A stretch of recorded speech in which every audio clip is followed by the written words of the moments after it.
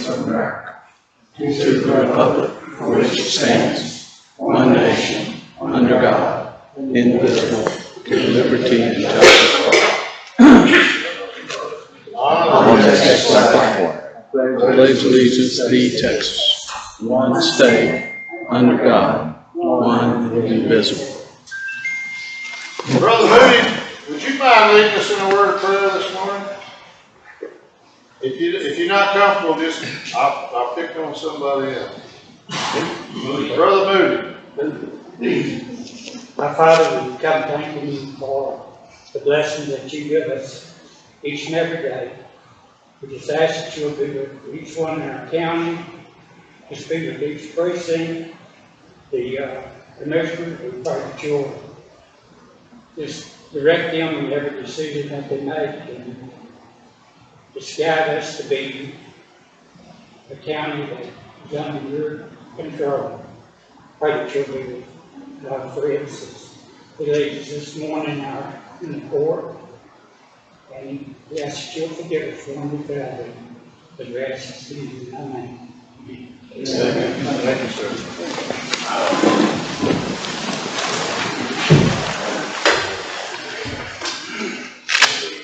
Item number 4, public comments.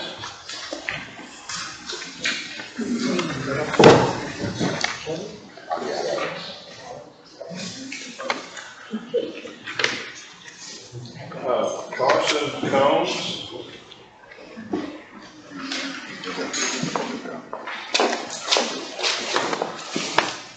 Hello, good morning. Good morning, my name is Carson Combs. I'm a resident of Precinct 3. This is in regards to the landfill. I'm sure that this will fall on deaf ears. But when I first started to read this proposed legislation, I was beyond excited right up until the part where you sell my little portion of the county down the river. You say it's unhealthy, you say it's bad for property values, you say it hinders economic growth. And well, you are right. Unfortunately, you were too damn scared to speak up about it when some fellas from Mississippi came in and lined your pockets. My fellow neighbors and I fought tooth and nail to try to stop the landfill on Jayhawk, only to be berated, lied to, and mocked. When we read the new public hearing about the dangers of landfill, public health, and safety, we had a mere glimmer of hope with a God-fearing man. I thought you were, had finally come around. As we kept reading and agreeing with the entire notice, I got to the last few paragraphs that listed my community was the exception.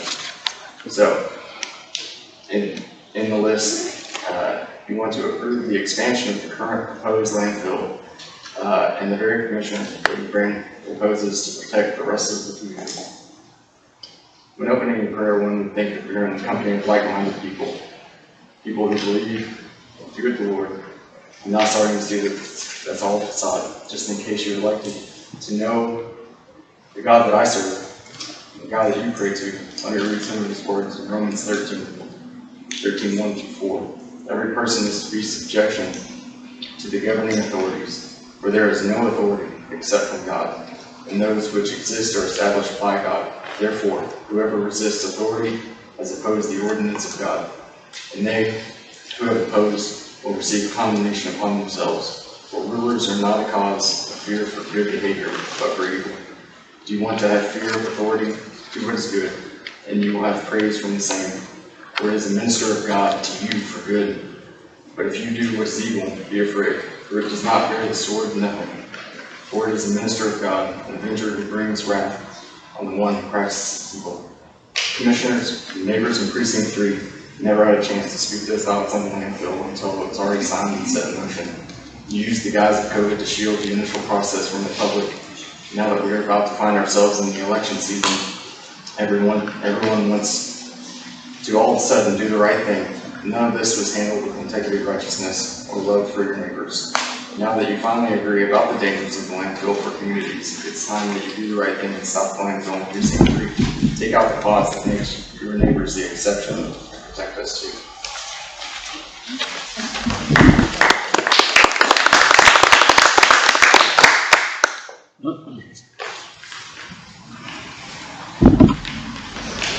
Dana Moody.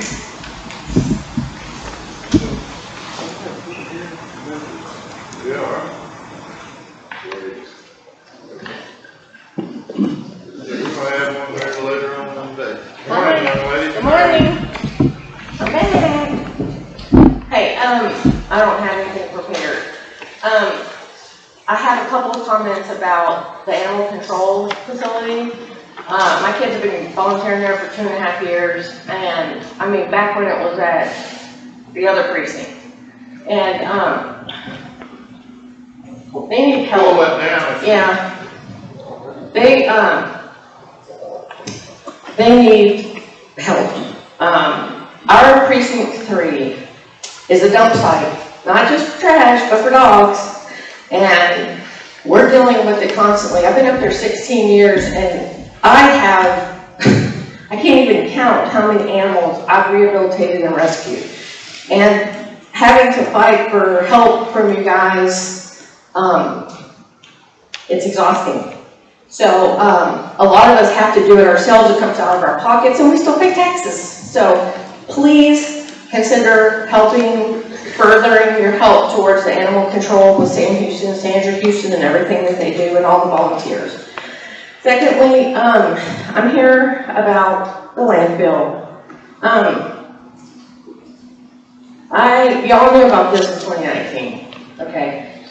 I talked to my commissioner, I did the chain of command, I did my research. You guys knew about the health and safety concerns because I printed it out for you, I gave it to you. I've given y'all all the information. I've sent David Brandon so many emails. My neighbors have sent emails. I have offered my time, my money, my talents. I've offered everything that I have to help you guys understand what this landfill is going to mean. Not for your precinct and your precinct and your precinct, but for my precinct and all my people that live in my area, my neighbors. And the fact that we're just now coming to a possible vote on an ordinance after you guys have been given many opportunities to vote on it. And today, on Agenda 19, we get to consider adding 189 acres to this proposed site, and it's a pending permit. It's just a pending permit. We don't even have a response to our comments yet. And we're wanting to add more property to this waste disposal site. It is a slap in the face to me and to my harbor and to all my neighbors who are struggling with the BNSF railroad down here. We're dealing with stray animals. We're dealing with trash that is dumped on a regular basis in front of my home that I pick up. My kids pick up. Because we try to keep our community safe and clean. We pay our taxes. There may be people in our community that don't, but I do. And I have a lot of other neighbors who do this as well. We're dealing with the problems in Trails Inn. That's been a constant problem for the 16 years I've been there. You guys are burdening us in Precinct 3. You're overburdening us. People are leaving. People are walking away. I want you to know that you've had time to vote on this ordinance. I told you about it in 2021. I told you all of that stuff, and you had an opportunity. And you waited until, and I even came back and told you they're buying more land. They are maneuvering and manipulating local adjacent landowners, and they got it. You gave them time to get the land. And now you want to vote on that before we vote on the ordinance? Y'all, come on, please, for the love of God, do what's right. So sorry to have lost my patience here, but I suffered a personal tragedy this week, and I'm still here fighting for my county and my precinct. Please, y'all, do the right thing, and don't give a Mississippi-based company the opportunity to screw us over. Thank you, I'm sorry. I don't mean to be an irrational, hysterical woman.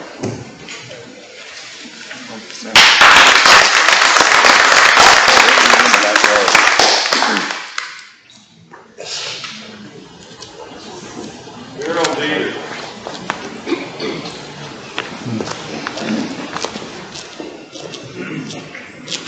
So item 4 is the public comment section. You're supposed to talk about something that's on the agenda. You want to talk about the way we do public comment section? Well, actually, on the one that I have, it says item 4 is public comment. Right, I never had anybody talk about public comment. Go ahead, Mr. Dick. All right.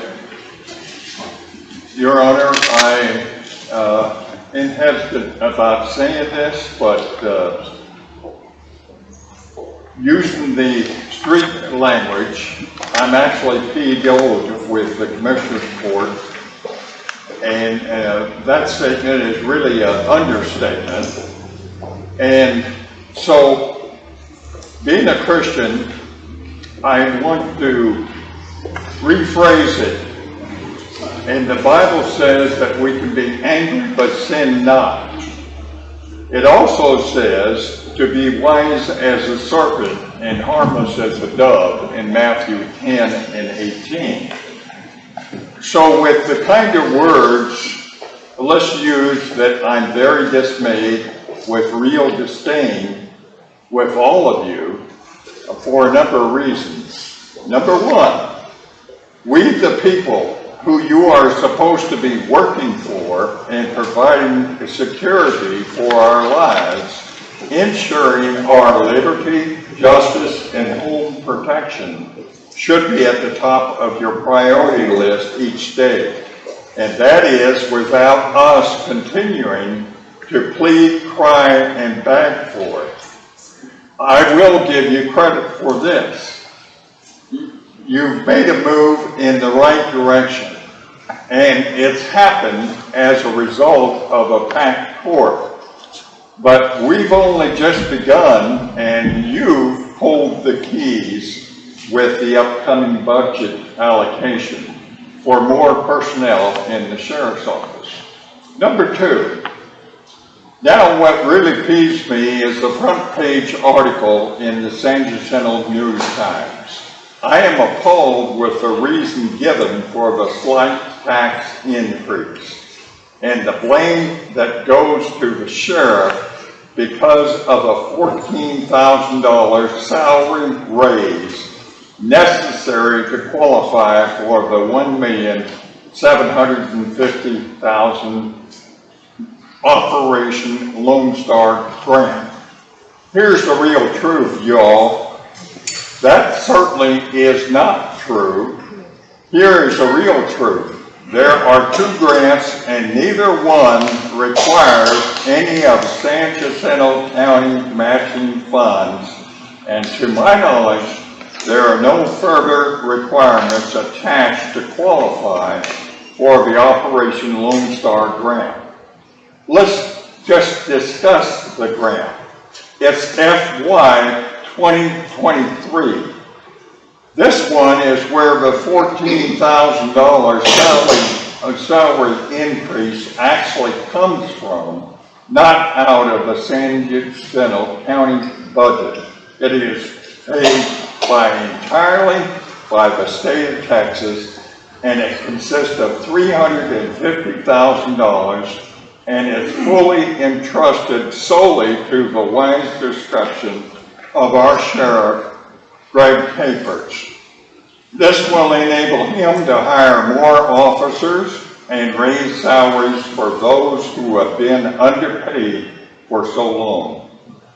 What hasn't been made perfectly clear, item 3, once again, the commissioners have voted for themselves a $1,000 a month raise when last year, after a questionable $12,400 plus another $1,800 car allowance. And hopefully you're not asking for more when it comes to the car allowance. Indications from last year, you were heard that you would not seek a pay raise, and we, the taxpayers, have absolutely no way to monitor your work to us or the actual number of hours that you work, and you're strictly your own boss, and you report to no one. There's no time clock to punch like in the old days. So how do we justify your $1,000 raise. Now, Ray and I are not going to get the blame this year like we did last year. We don't have a problem with the rest of the people with their $1,000 raise.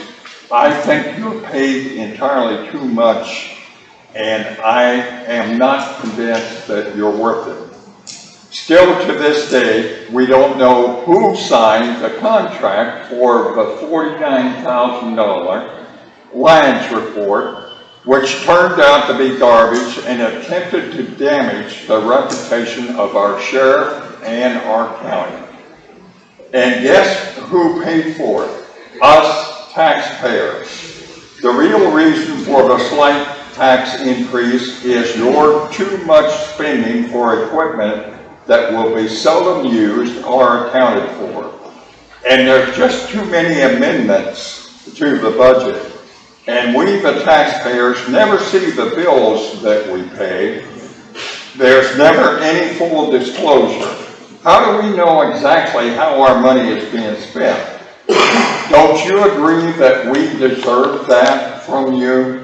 Full disclosure will earn our confidence and trust, and that is really if that's really what you want us to have. Now, commissioners, it's up to you to earn it.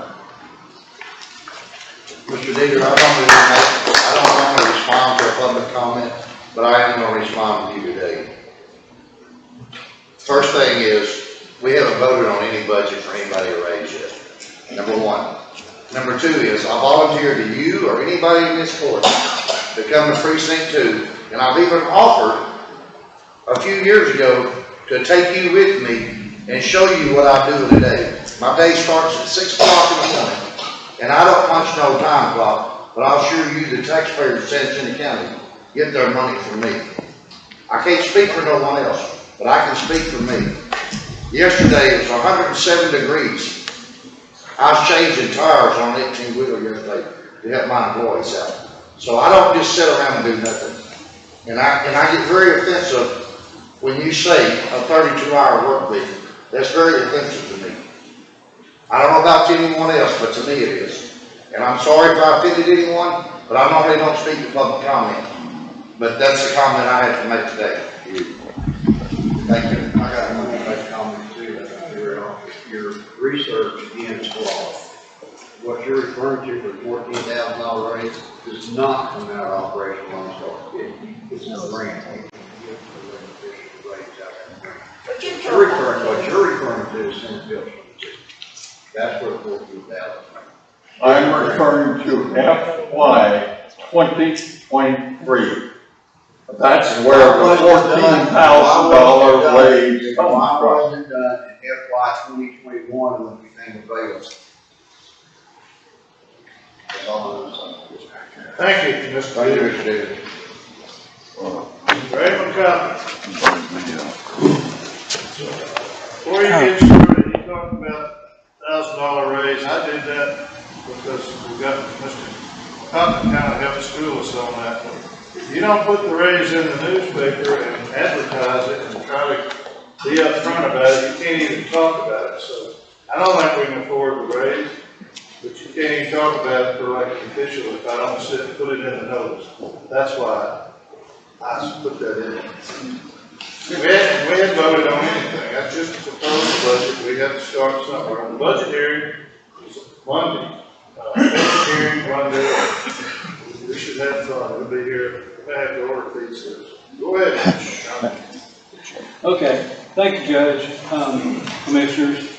And I've been up here before and talked about transparency, and I've talked about the website.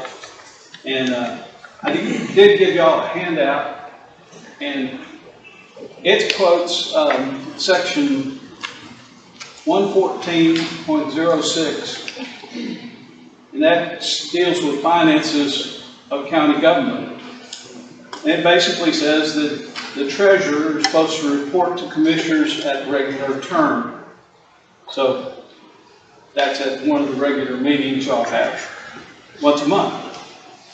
And what's changed, I can remember reading this when I was commissioner, what's changed is down at the very, very bottom.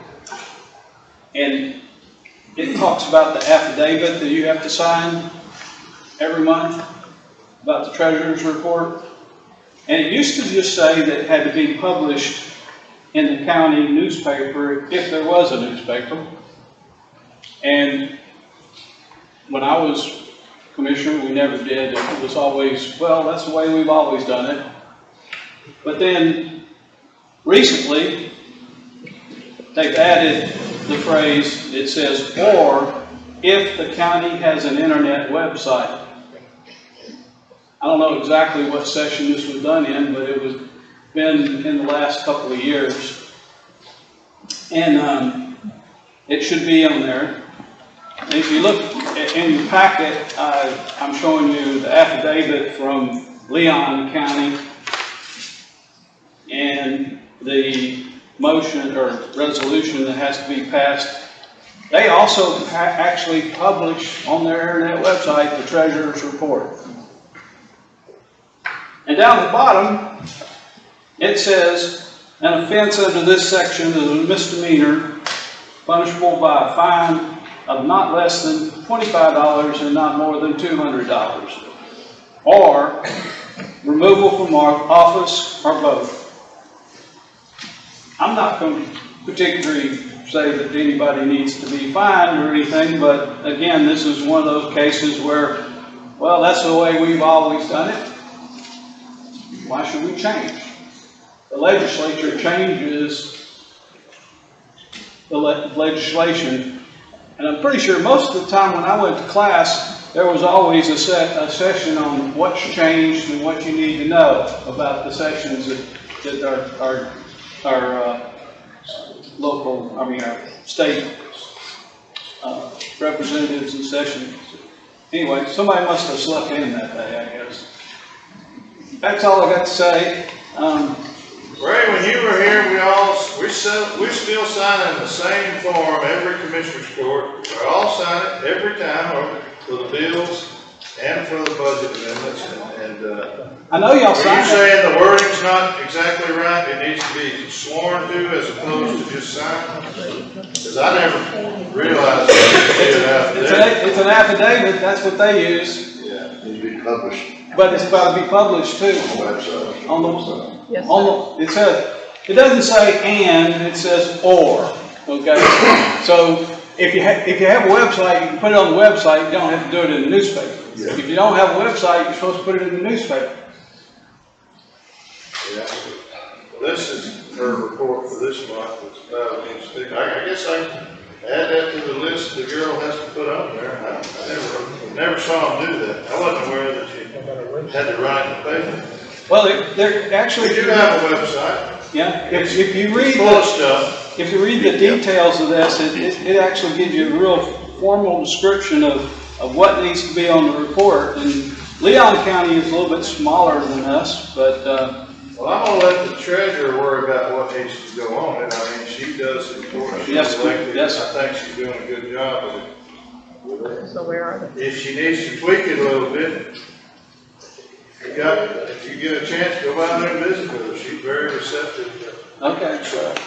comments and suggestions. We'll visit with her too. It's what needs to be on there.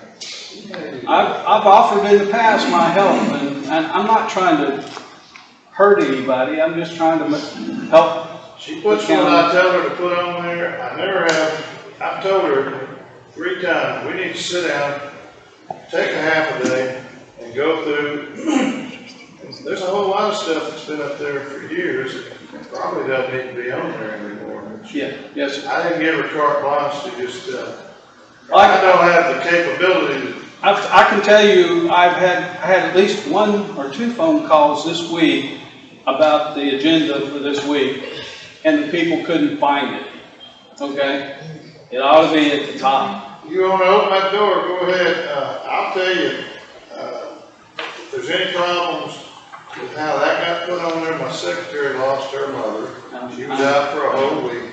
The other gal was in the hospital because she fostered a dog. She got bit. She was in the hospital for a week. So that left me operating the computer. Probably I made it, So if there's any shortcomings on how it got done this week, it's my fault for being That's a, you know, I'm a big chief notebook guy, but I did manage to type it up and I got it posted anyway. well, When I leave here, Mr. Deter, I'll go by the treasurer's office. I mean, Mr. Carson. I'll make sure that we try to get this done. I'll promise you that if I leave here today.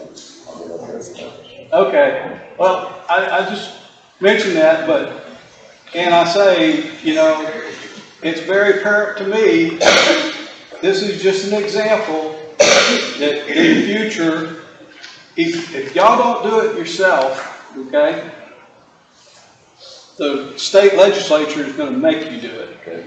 So, anything you wish to be published on the internet website should be published, and anything you have in your packet really should be published. How long are you supposed to leave it every month you do, or how long are you supposed to leave it up there? I hadn't got an answer for that one, Judge. I mean, you look at the site and they charge for the space and blah, blah, blah. But I never put it on there also. I'm just telling you, this is what the law says, and I can see similar things coming down in the future in similar places where you have reports and different things. So we need to tweak the form we're using for the last 50 years and make it, put an affidavit language in there. That literally means sworn, subscribed and sworn to is the legalese that's just filled, as opposed to, you know, just sign. Yes, sir. We're basically acknowledging it. We're just saying we did it, we're not swearing that it's right. We don't prepare the treasurer's report, we just approve it. So, But I'll make you that when I leave here. That's all I got today, Judge. thank you so much. One clarification though. Is there going to be a public hearing where people can stand up and talk about the landfill? Yeah, that's one of the items on the agenda. I put it on the agenda because I went to a school a couple of months ago and they really got, that was one of the topics at the school, at the judicial school, about how nobody wants a landfill in their backyard. Yes, sir. Trying to figure out how we can, you know, there's people in the community and I have to listen to everybody because I represent all of them. Some people don't think we'll have any at all. My understanding after going to that school is we can't make it to where you can't have one at all, but you can pass an ordinance that limits where you can't have it. There's an application that's been pending for 3 years. They're already in the door. Yes, sir. That's up to TCEQ whether they grant them a license or the ability to do it. We have no control over that. But if we gotta pick one spot, there's one spot that we can't really do anything about because they've already gotten their application in. We can't, you know, this ain't the first time this has happened. So we decided as a court, well, they're already in the door. We might as well designate them. And at least we're protecting the rest of the county. They asked to add 189 acres to it. And I said, I'll put you on the agenda. We'll see how it goes in court. That's on the agenda. If that's approved, then it would be part of the next item that goes into the ordinance, I suppose. But it's not carved in stone that it's approved. The fellow's here and he's going to make his presentation, and that's that. I believe everybody has the right to say their piece. I have a few comments about that, and I didn't put it on the public comments. You'll have plenty of opportunity at the public hearing section. When we get to that, that's a public hearing on that passage of that ordinance. So anybody that's here that thinks some more to say, you have all the opportunity in the world. Thank you, Judge. Thank you. I'll take care of that later.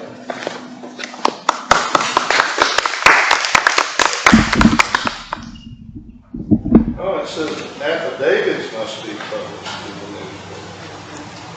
Well, that's 2 pages. That's not really going to take very long at all. Or if they have a website, so I'm sure you have.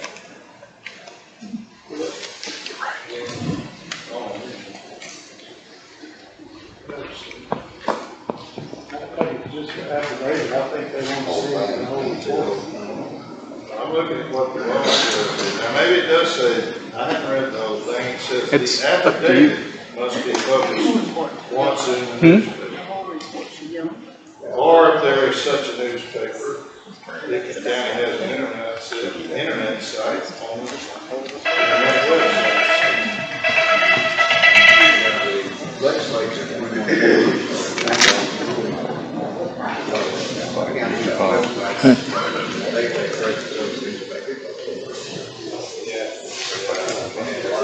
A lot of comments about the website of the newspaper, and first of all, I haven't I don't like it, so I can't be held responsible for it.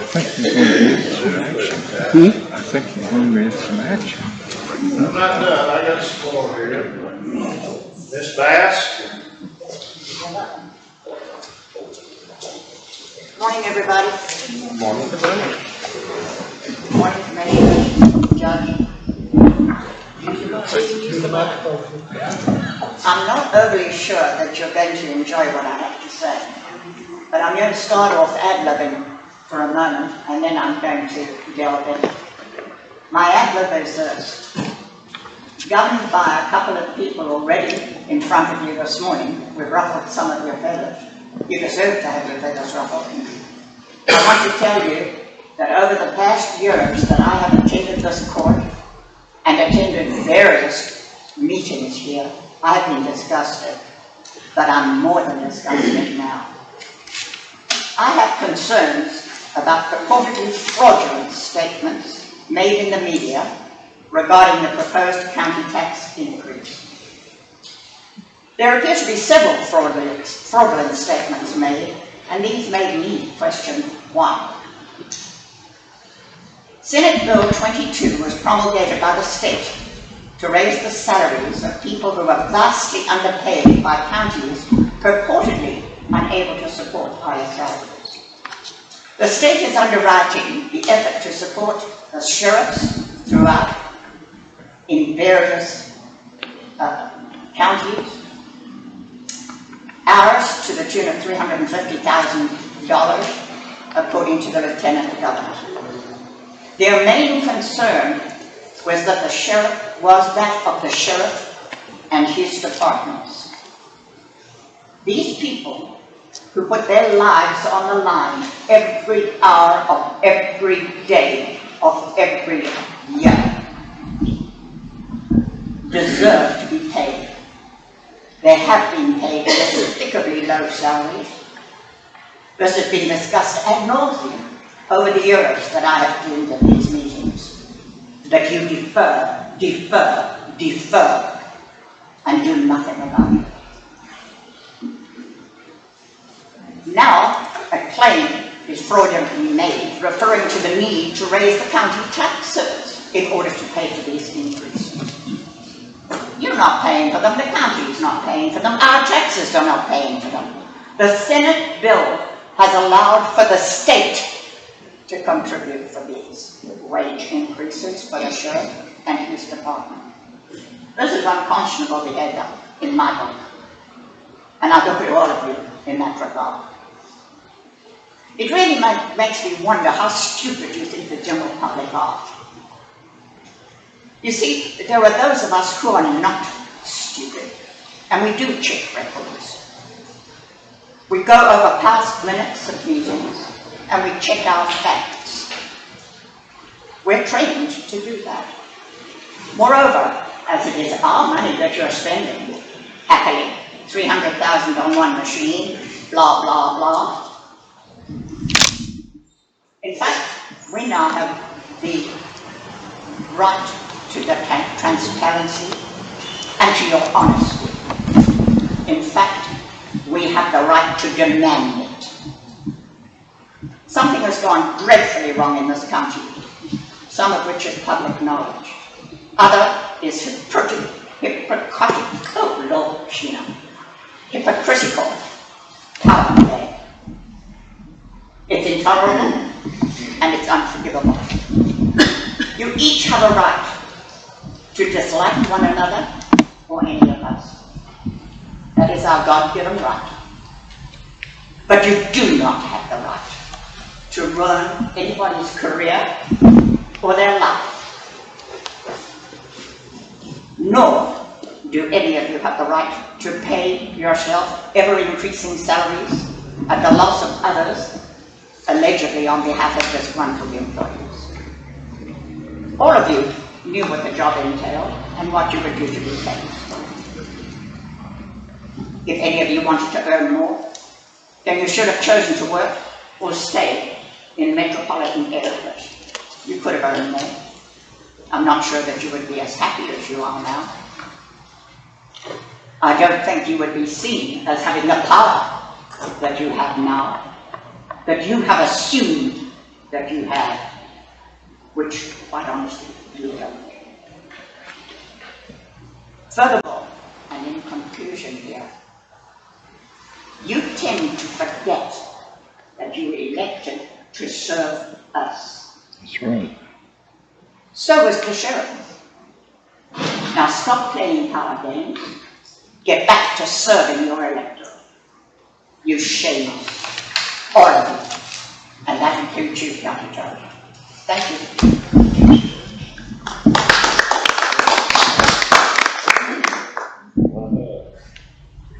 April Plunkett.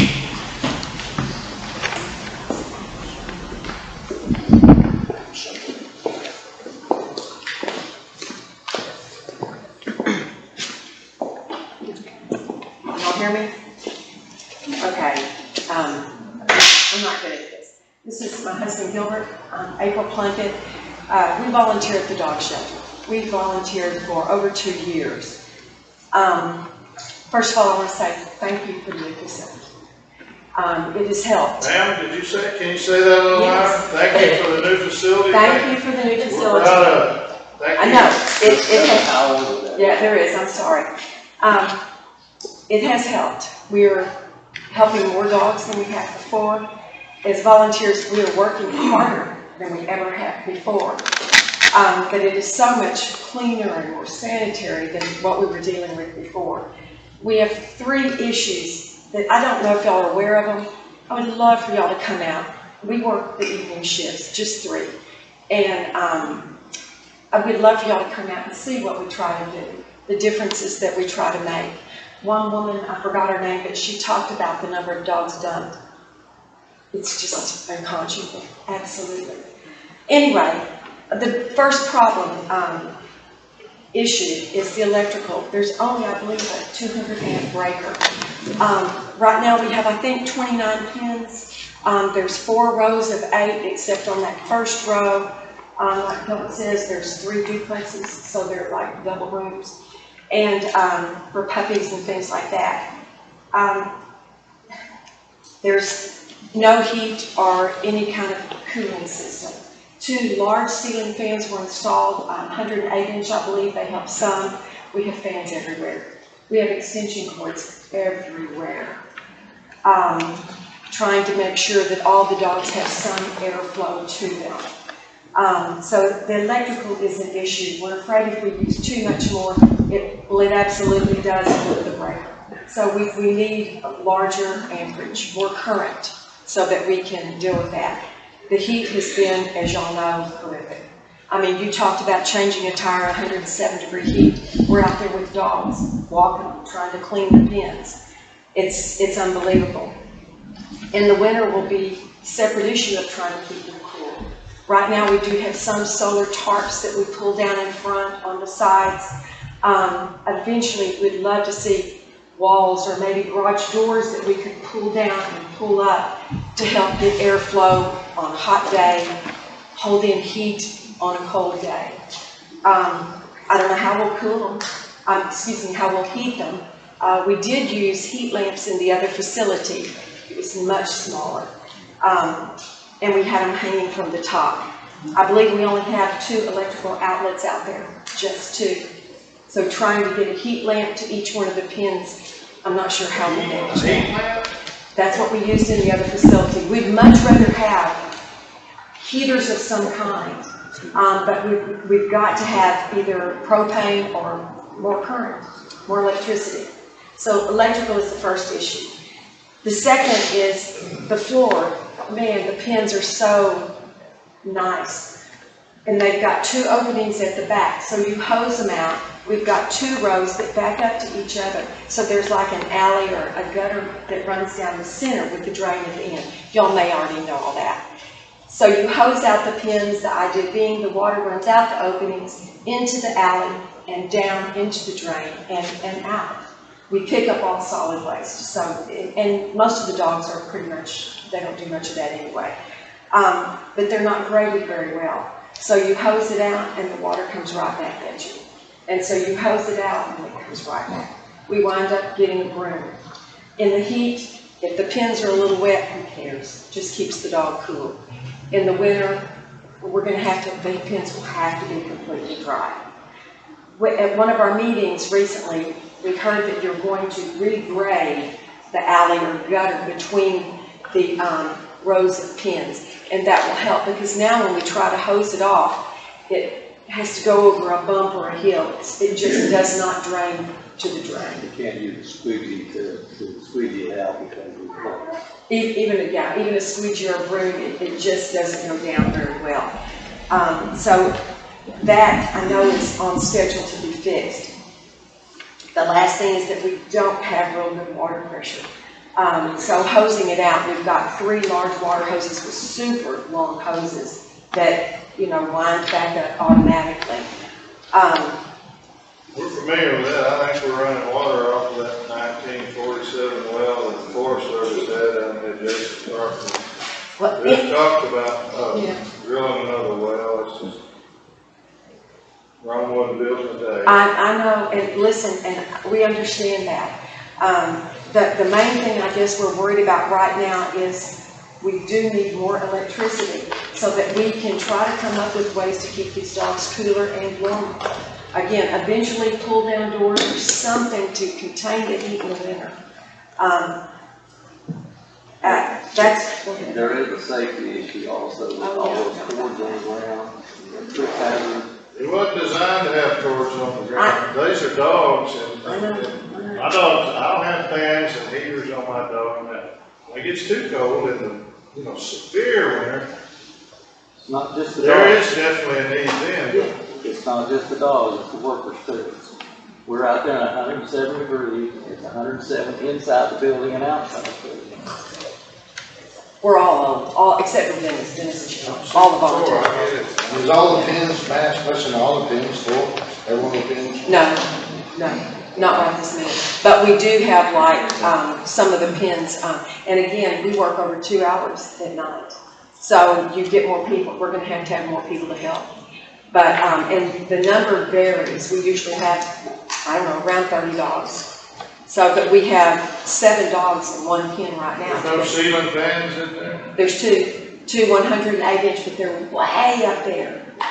They get most of the air from. They move the air. Yeah, they move it. They help some, but we probably need at least 2 That's more. kind of like down here at the fairgrounds. They got a great old big fan, Yeah. just one fan, and it gets hot in there. People bear with it when they're buying them animals at that auction, but I mean, We're we didn't design it to I know. run little old Walmart extension cords and have them where everybody trips over. I know. Because you are overloading the circuit. Well, but we need more current if we're gonna house that many dogs. And again, y'all need to come out and see what it's like. I mean, I am proud to work there. I am proud to give my time. I am proud that we are no kill.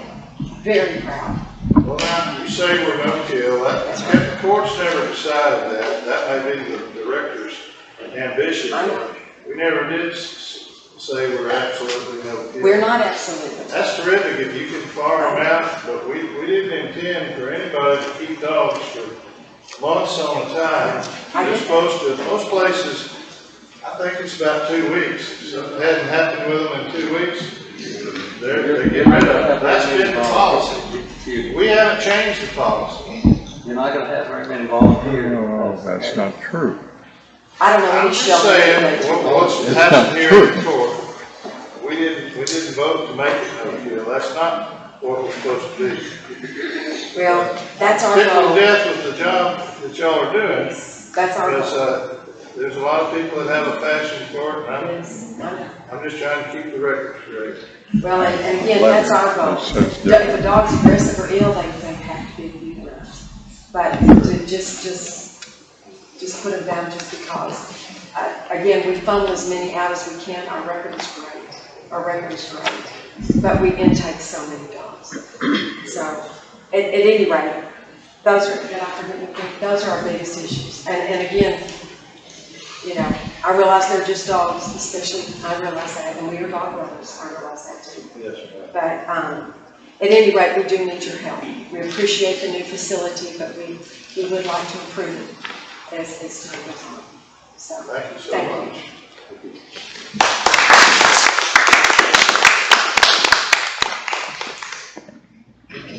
Ray Sullivan, you have an item 19, do you want to talk to us? Item 19 is the voting action on your request. You request to be on here to do that, and that's how we set it up. So, if you want to talk now, you sign the paper, come on up if you want.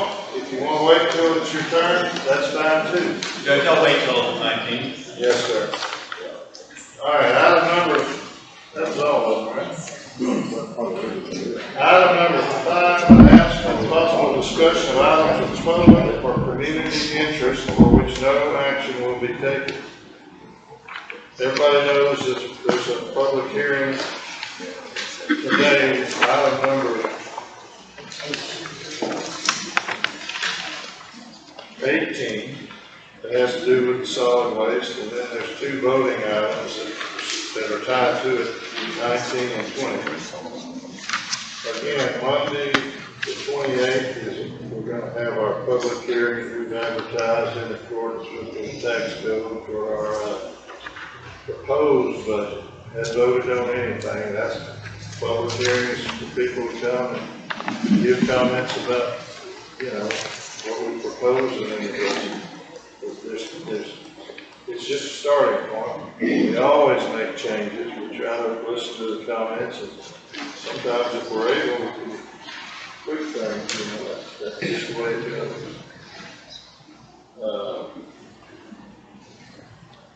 I don't know, anything else you guys have that need to bring the public's attention on just as a community interest or?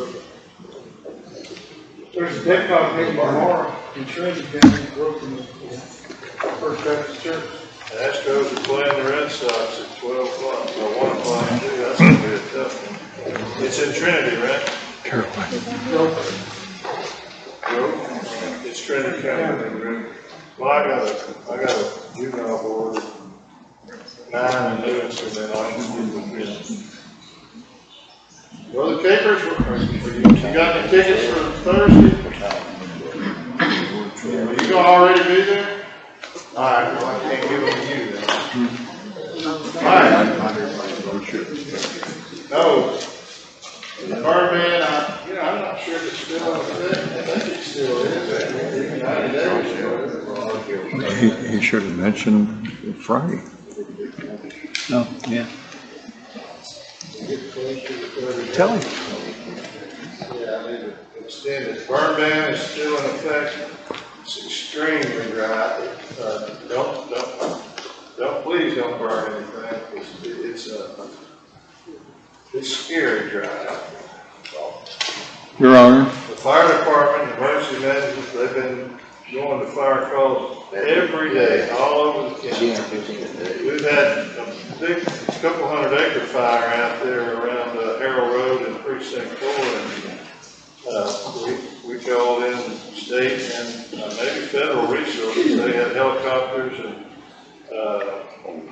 airplanes dumping water out there trying to, and they've done a good job keeping it controlled, but again, please don't wait. The good Lord's going to give us some rain here soon enough. It's extremely dry, so be very, very careful. So speaking of those fires on 946 and Harold Road and Snow Hill, they've ignited twice on their own since they've been extinguished. The pine needles just falling off of those trees. The ground is not even black anymore.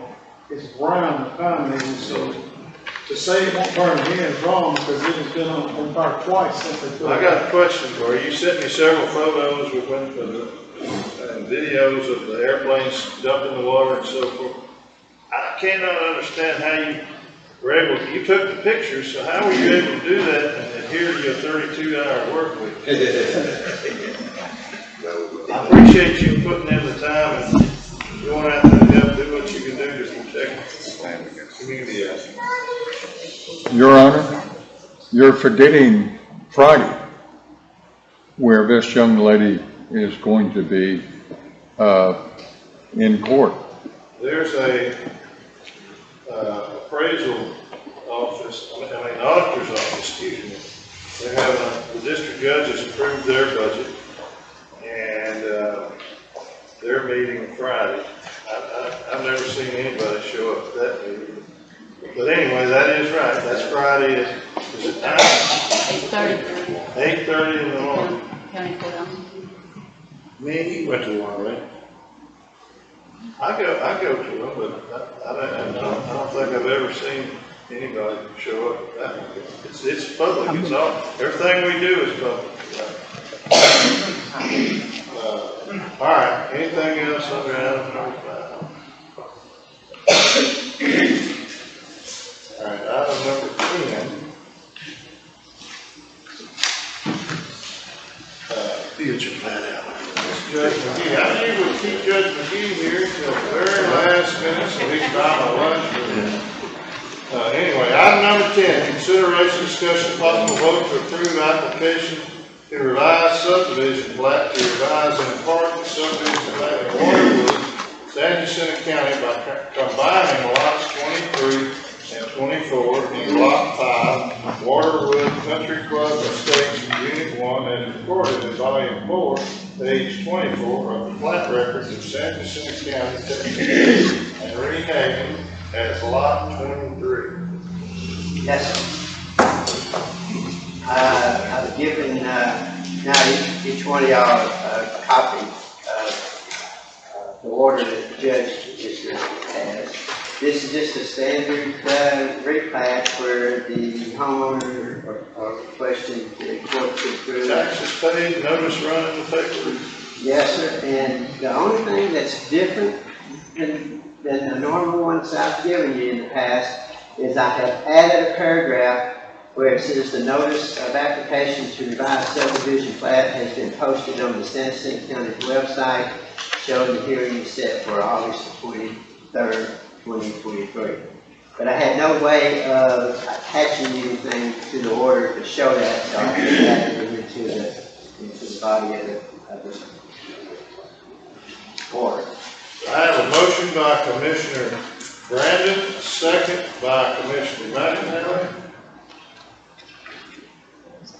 So I do have a comment that Waterwood is here and there's no objections, you normally do not have, but It's my neighbors on my street, I'm good with it. Okay, is anybody here in the community, or anybody here that's read the notice in the paper or on the internet about the application to replat a couple of lots, combine them into one lot? Now it's time to. I've seen it. Do you have an objection to it? Okay. I'm glad somebody read it. And Judge, the surveyor was really slow in getting the plat for you to actually sign, put in the replat. So when y'all met the meeting, I thought I'd bring back, and let y'all sign at that time. But the order. All I got is this little one, is that? With that will need to be signed, so it'd be in the order. If you desire to do that. If not, y'all signature on the. You have a new plat that you don't have it yet? No, sir, it's in the mail to me. It was slow back here. Well, we can sign this one. It isn't back and forth, looks upon it in favor. Any other discussions? All in favor? Any opposed?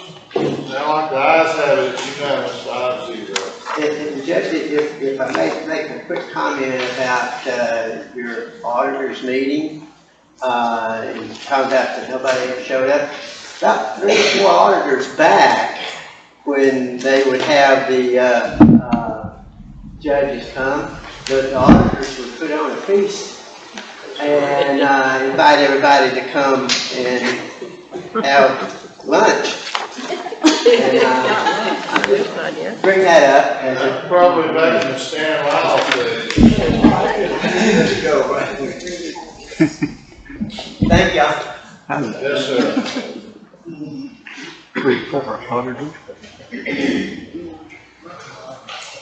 The trunk.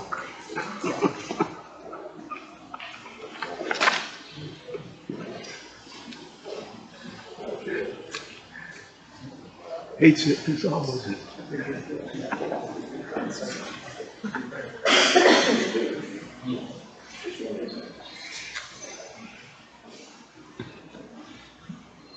So the owners hadn't signed this proposed plat, Judge. I'm sorry. This one here, we'll sign this one because that's all we got, but the owners haven't signed it either. Well, if you look, I was having a problem with that, surveyor. He kept wanting to do the plat as if this owner, developer was trying to subdivide property, in which that's when owners are signed. But in the past, owners have never signed any. We should put a place for them to sign and then not have it not sign it, that's all. Okay, It's so, on there, so that's why I pointed it out. okay, so would y'all prefer them to sign the big plat that I'm bringing? Okay, If there's a place. okay, because it actually said there subdividing of 0.42, I have 6 acres and that they don't really subdivide. And I've run into the same situation 2 or 3 times with surveyors. Yeah. And I keep having to send it back to them forever. But y'all be fine if they signed it and everything be good. Okay, thank y'all. That should have been filed a long time ago. Yeah, it should have been filed. You got it filed, July 17th. What's good?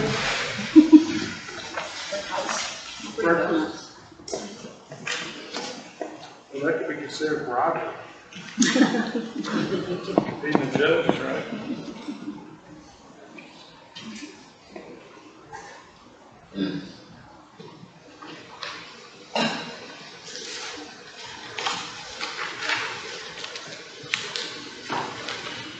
Time is confusing on that, there at this time. Well, the big map on that one.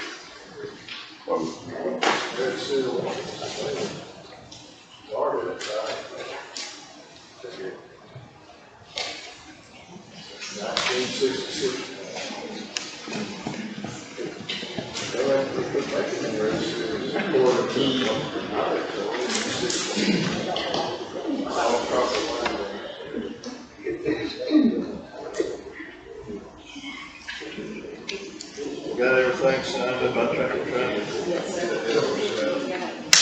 Item number 11, consideration, discussion, and possible vote to declare 2015 Ford Explorer VIN number 1FN5K8AR75G D51568 Unit 13 Patrol Unit that has been removed from service as surplus and sell on Renee Bates auction. Morning, Judge. We got all we could get out of that one. How many miles we got on? A little over 170,000. It's actually down, it's out of service right now, it's gonna cost more to fix it than it is work, so I think it's time to go Well, ahead. ain't nothing we can shuffle off to another department.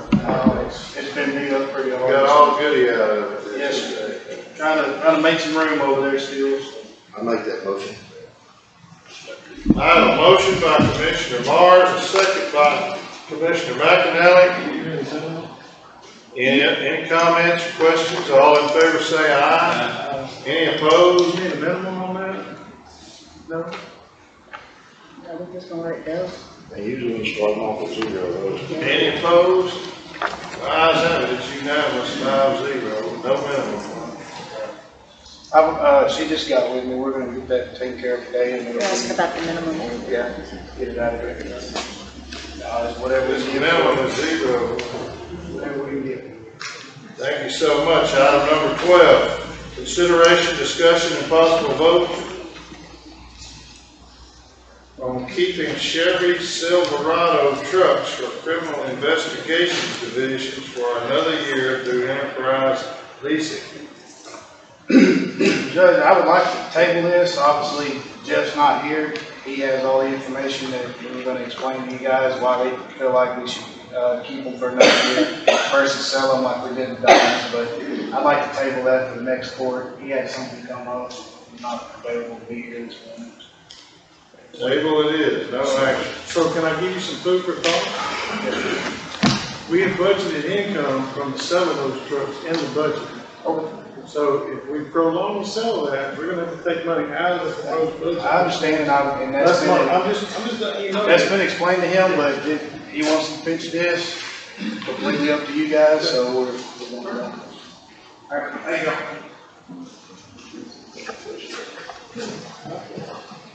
Item number 13, consideration, discussion, possible vote to discuss items pertaining to the new animal control building and items discovered after completion.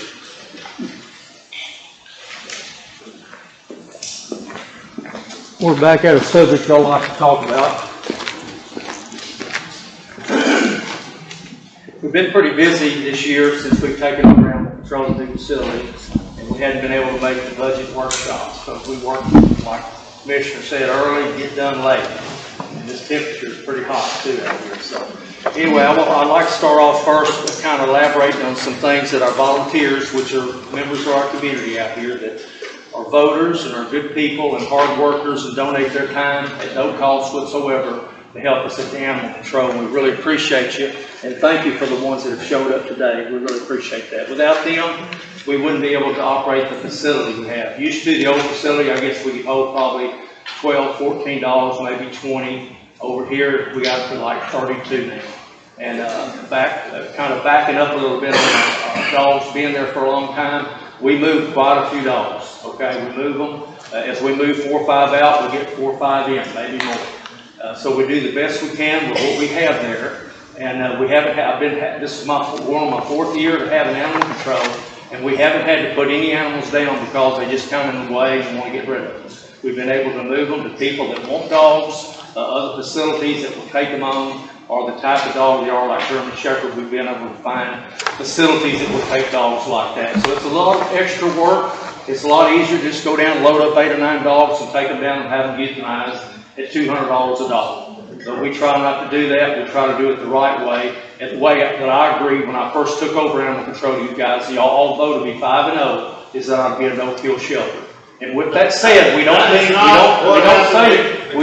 we don't put dogs down. We do if they're sick or they're. Let me explain something to you. When I try to say something, you're not supposed to talk over me. You understand that? No, I was talking. Go ahead. Okay. We did not vote to be a no-kill. That's a misstatement of the facts. That never happened. Okay, but I told you guys I would take animal control under the condition that it was a no-kill shelter, and y'all voted 5-0 at that time. So I'm just telling you what the facts were. Now, what you meant by that, I don't know. I can't read what you meant. But I know what you agreed to whenever y'all voted me to take that problem on. And it's been a problem, but we've taken it on. We rolled our sleeves up and we've worked hard to serve this community and give them the best. Because there's a lot of folks in this community that love animals. They appreciate animals. They don't all look at animals as a workhorse or a picture on the wall. You pass by and you see it, you get tired of looking at it, and you throw it away. A lot of them are like family to some of these elders, people out here. And we try to do our best by what we obligate ourselves to do, and we do that. So back to what I'm talking about, I'd like to just kind of bring up the fact that since we've been there almost a year, we didn't have much winter that we were there. But the electric is bad. It's dangerous. We have cords on the floor, on the ground. And if you don't care about the animals, water, we have volunteers, elderly people that walk around there and help us. They can get injured by lines down. Let's talk about the water. Okay. What the cords have to do with the water? Well, a lot of times whenever they're cleaning out pens, trying to use the water system we have, which animals urinate probably harder than the pressure comes out of the water hoses. But they do their best to wash it out. At times it pulls up because the drainage isn't no good either. We're supposed to be getting a price on drilling another well. I'm familiar with the water. Yeah. That's an old, there's a cistern over there is what it is. Yes, sir. I guess it pumps with a transfer pump over there, so we are aware of that. I know you're aware of it, and y'all discussed it when we was putting the building together, but I'm telling you, it ain't working. Okay, we gotta try to keep the place sanitary for the animals, and for the people that work there, and for my deputy that works there, and for myself that works there. And by doing that, I mean, we have facilities here that we try to keep clean. We try to keep the animal control facility clean too, presentable for people when they come over on the last Saturday of every month. We have a adoption time that people can come out and they can come look at dogs, and it's been working good. The first time we moved 2 dogs, the second time we moved 3. It's a give and take. But we're building on it. We haven't been there long. And it's a process that we're working, and it's Saturdays that people come out and volunteer their time, and we're there late sometimes trying to help get dogs moved out, but that's what we're doing. But back to what I was saying, we have a 200 amp breaker for that facility over there, which is a 60 by 100, 60 by 20 office space, and we only have a 200 amp breaker system, and we can't properly use fans to keep, the state says 85 degrees or more, you have to have fans on. Well, our temperature, I have pictures of it, 106, 107 under that pavilion. Who says? The state says, I talked to Dr. Moore, who's over the state animal control facilities, and they say that whenever the temperatures are above 85 to 87 degrees, you're supposed to have fans on the animals. Don't they have 2 fans out there? Well, they have fans out there, sir, but like I say, when you have 35 dogs and you're trying to put fans and cover the areas to give them a little circulation along with the ceiling fans, you're throwing breakers constantly. And they have to go back and reset breakers. So our 200 amps not working, and all we're asking for is get a piggyback. I talked with Mr. Lonnie at maintenance, which has done a good job for us. We appreciate the hard work he does over there with what he has to do with. But he says that's something they can take care of. We need to have outlets at each, between, like I say, we have like 32, 35 pins. We need to have a outlet in between each pin to where we can put fans and lamps on the dogs. It's going to get down in the teens in the wintertime.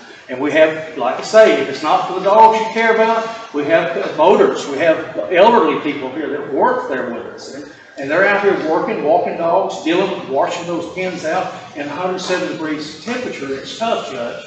I mean, I've invited all of y'all to come out and see what we're doing out there. I think my commissioner is the only one I know of since we've been in service. I've been out there numerous times, but the time that I'm able, after I'm court, I get over out there. I've never I haven't found anybody out there. I've been out there. Okay. Well, anytime y'all want to go look at the facility with me, you give me a call. My phone number's everywhere.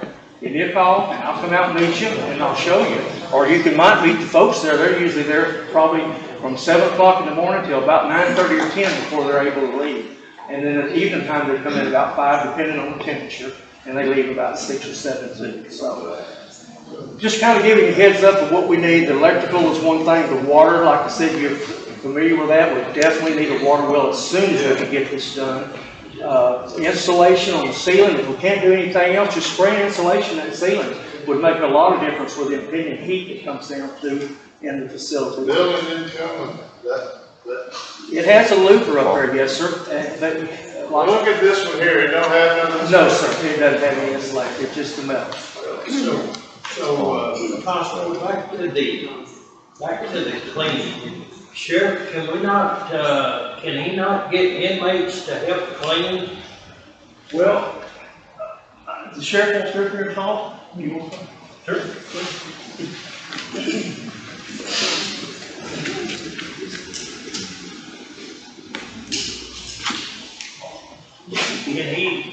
Has he not got access to the inmates?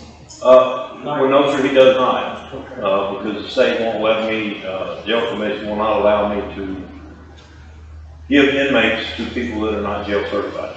And I've told him for the last 3 or 4 years that if he would just go to a 3-week school, get certified, then he could pick up all the inmates that he wants. Are you certified? Yes, sir, I've been certified through the San Diego County Sheriff's Office. I took the school in the Sheriff's Office online. He's more than welcome to come get some, if they're available. Yeah, if they're available, well, you know, and that'll take some of the load off your volunteer. The only thing I'm Have saying. you asked to do that, or have you talked to When I called, anybody? I was told I needed a current card to show that I was. Are you current? Because current means current, it's kind of like. No, I needed a current T-code card, jailer's card, a current card just to show that I am. But I mean, they have record on the sheriff's office that I'm commissioned as a jailer.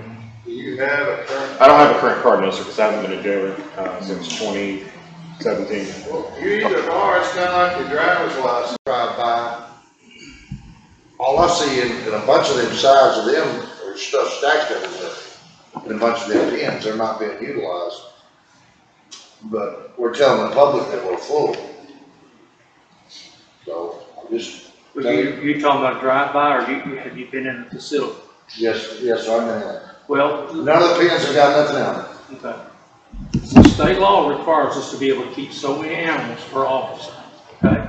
And we try to stay with it, not the state law, but the requirements, so we can fudge on that a little bit. But we try to keep the animals in there that we can take care of with the people we have.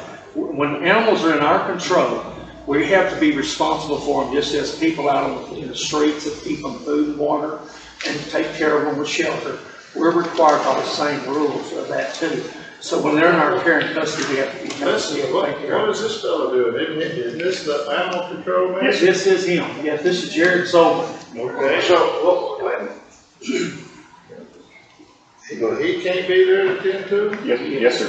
I'm there every day. I'm there with the volunteers. He's there 5 days a week. Okay, well, I thought. Yes, sir. And on the note of the pins being stacked up with stuff, I recently actually took my own time out of the way, and we have a shed from the old facility that's there in the back now. I cleaned it out myself. I took the time to take all that stuff out of those side pins that we were utilizing for storage, and I properly put it out in the shed. And now we have dogs in those containers as well. So. The only thing I'm saying is, and don't get offended when I say it, Jim. If there was a stray dog off the courthouse fixing to bite someone, what would we do? No, seriously, what would we do? And that's the thing I'm saying about the DPS over there. You know, they got activity too that comes back and forth over there. And when they call, to me, it should be, young man, that should be on a priority list, just like the courthouse is. You know, that's my opinion. Yes, sir. Solely my opinion. Okay, we appreciate your opinion. Yeah. And we do act when people call us at schools, situations like that, yes, sir, that's a priority to us. The DPS office has only called us twice, okay? One time they called us when Sparta was working for me, and they demanded him come right over there and pick up a dog because the police was getting in their office and they was out there feeding. And Sparta was on the call. Called and talked to me about a couple days ago. Now, if something's not being told to me right, you have to go talk to the sergeant, because that's what I'm he not telling told you me. something may talk to you right. I'm telling you they called us twice, Commissioner, and we responded both times. Yesterday was the second time. We went by there when we were through in Houston, the Humane Society coming back with an animal after we dropped an animal off that we have a case we're working on. We come by and picked up the animal. I'm not But we picking can you, only I'm keep. just telling you what the DPS sergeant told me. Okay. Well, I appreciate it. Maybe get with him, he might be mistaken, I'm just telling you what he told me. Well, when we talked to him, there was a corporal, we talked to him yesterday. Yes, sir. And that dog was dropped off by a lady and. I think he's sitting right back here in the back right now as we speak. Okay, well, be sure and let them know, if they ever have any questions, they can call me. Give me a call, let me know, and we'll do our best to help you when we can. And I think we did the last time you called, the first time, when Sparta was on another call, that situation, right? I had to call about that to get communication. Well, I mean, that happens though, sir. That's our business. We're not like cab service, we come when we can. I'm not here to argue with this one. Okay, thank you. Come on. Yes, sir.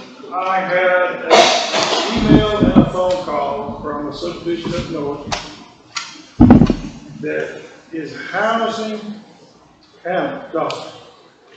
The POA, the POA rules say they can't have more than 2 dogs. But in the email, they asked me, what do we do? And I said, well, you know, talk to Sam Houston, talk to Sam Houston. They said, oh no, he's the one bringing the dogs over here. So I'm just putting it out there. There is some complaints about maybe another animal shelter, somebody taking them in, taking care of them in a subdivision that has a POA. I guess, I don't know what you're talking about. Do you not carry dogs somewhere in a subdivision? Yes, sir, we have other facilities we take them to, yes. I'm just saying. Yeah, my office is one, and we have an overflow there, we wash them there. We take them to facilities like SPCA. So the lady had 10 dogs. The lady's got 10 dogs. And Yes, they say when they call you, it doesn't do any good because you carry your dogs to take care of them. I don't even know what you're talking about. So I'll have to talk to her. You give me her name and number and I'll follow up. I can forward you the email. All I'm saying is, That's the first I've heard you of it. sending the dogs to another subdivision. Well, like I say, we don't have every answer for every problem in the county. We color by numbers as we come up with it. We do the best we can. And this is the first I've heard of it. There's millions of them. I mean, somebody's carrying the dogs to take care of them. And she said with you, I mean, I don't know what she's talking about. I can't help her. I don't know what she's talking about. If you send me the email, I'll follow up. Forward this information, we'll follow up with it. okay. They were like that. I said, talk to Sammy. He said, oh no, we can't talk to him because he's bringing the dogs over here. Yes, sir. I'm not familiar with that as well. I've been here a month and a half. Yes, You sir. should tell for the audience that you're pretty new to this scene. Yes, sir. How many months? Almost 2 months. 2 months now, so, I mean, you're getting the hang of it. Yes, Good sir. deal. But I can tell you, I'm taking calls, Dan, all that. I call him all the time about stuff. Who was this facility? Where was they at? You said It's Lakeside Village subdivision. where? Lakeside Village. Lakeside Village. No, sir. Well, yeah, there is a lady over there. There sure is, now that you're We saying. don't want her over there yonder, I'm just saying, we don't need to be Yeah, sending dogs she out. is, what she is a rescue as well, and what she does is forward it. She sees a dog we have in our facility, it'd be like someone else come up and say, hey, I want your dog, because I have someone that will take that dog. Okay, with the POA. POA says you can't do it. They can't do that. Well, So I mean, you I- can't send dogs over there. If there's a violation, She's sending dogs over there, helping her violate. the only POA. 2 dogs we've ever sent over there. Okay, that's because she asked to send them, they're going up north. So that's why we did it, help us move it. I'm just bringing it to you. I got you don't know now. what else to do. I mean, we get so many calls, you lost me, I didn't know. I couldn't hear you good either, so. I'm sorry. Let's talk to Lonnie about the electrical costs, upgrade, how much more you need. Do you know? Yeah, basically the panel, it's a 200 amp service to the building.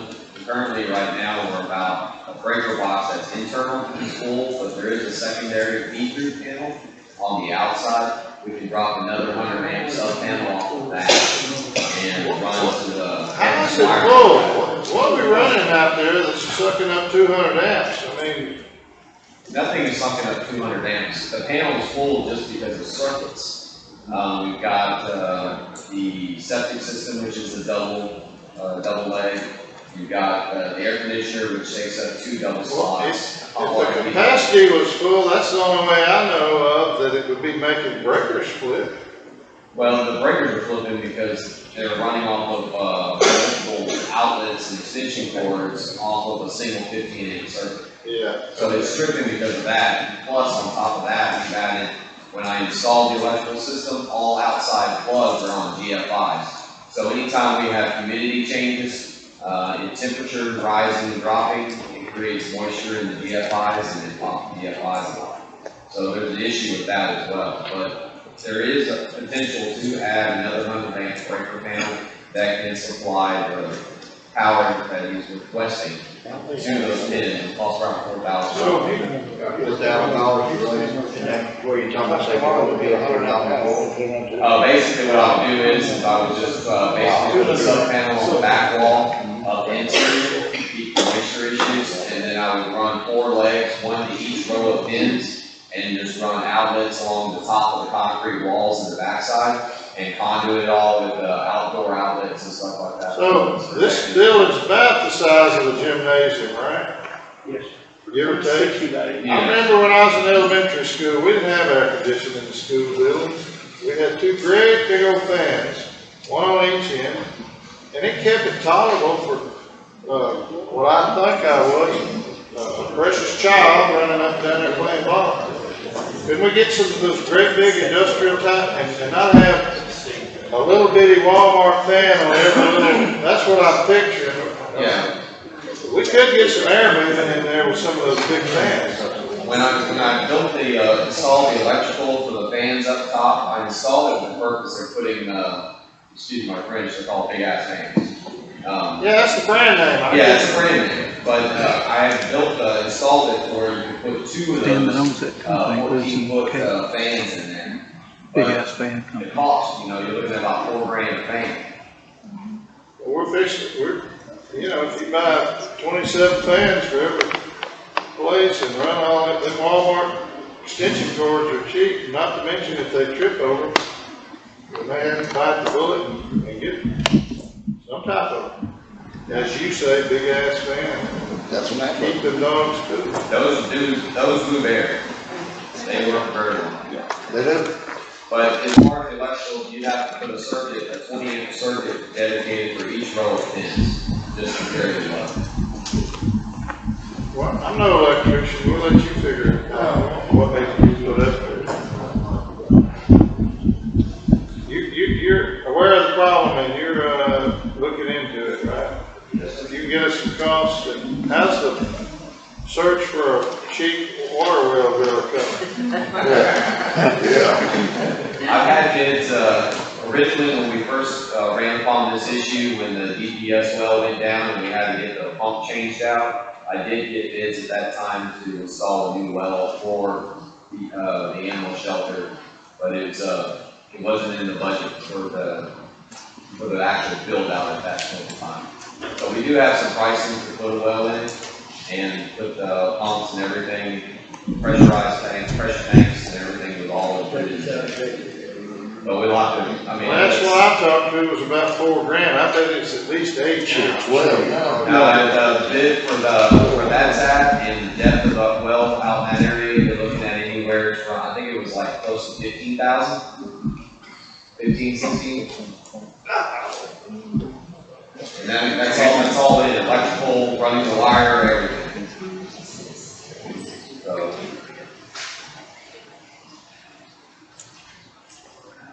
Wow.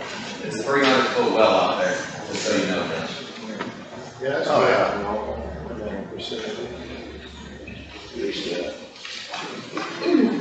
right. Item number 14, consideration, discussion, and possible vote to approve the purchase of stationary compactor model 445 HDF, $18,307.47, 40 cubic yard standing duty wreck container, 10,444 15 vertical baler, 6030 HDD vertical baler, $11,440.49 out of next year's budget. Yes, Out of capital outlay.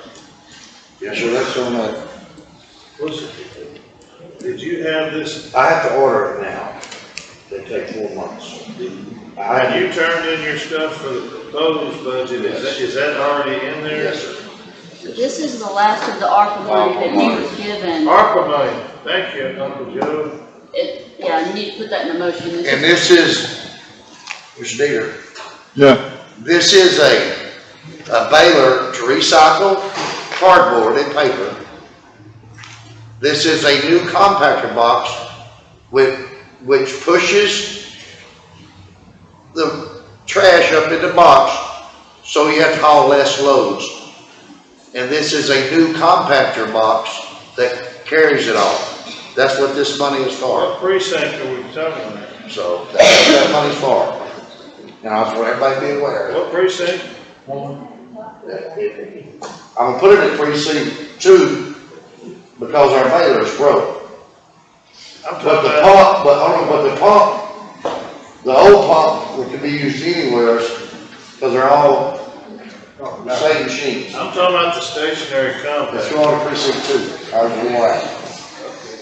I think everybody else is gonna do it. I don't remember which. Larry's got a new one, Yeah. David has a new one, and Mark has a new one. And we're trying to update these things because what happens is, like say March's, for instance, up there, when you compact the box, it holds about 9.8 tons. Well, I got to looking at these things, and all of that, David's is 9.5, Larry's about 9.7, somewhere where, and mine was doing 4.8, 4.9, so it's not compacted right, because it's wore out, because it drops down. It's not compacted load. And the more loads you take, the more it costs. So, We can't rebuild them cylinders, huh? it ain't cylinder, it's the bottom of them they wear out, the metal, they're on metal. Yeah. It's a big, they run metal to metal. Yeah. And that thing will start dragging on that bottom of that metal, and you can't do nothing with it. And we tried to rebuild a couple of them, they never.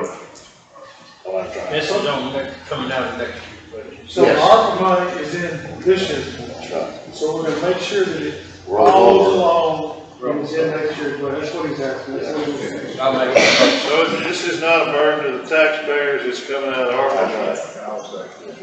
I have a motion by Commissioner McInerney. Taxpayers. Well, I get it. Second by Commissioner Brandon. Any other questions? Auditors all right with that financial arrangement? Yes. This is the last. Let the record reflect she's nodding her head up there. That's the last of the money too. Any other questions? All in favor say aye. Was you understandable now, what it's for? Any I opposed? do. I just didn't Ayes understand. have it, it's unanimous, 5-0. Number 15, consideration, discussion, possible vote to approve bond renewal for Vicky Shelley and Sherry Shepherd. Well, that's a good one there. Yes, I'll make that motion. I have a motion by Commissioner Mars. There's about 3 seconds, I couldn't catch. I heard that two of them had to wait at the same time, so. Second by Commissioner Tino. Please go. Any questions? All in favor say aye. Any opposed? The ayes have it, it's unanimous, 5-0. Item number 16, consideration, discussion, and possible vote to approve the request of Cold Springs Intermediate PTO to use shelter for a fundraiser.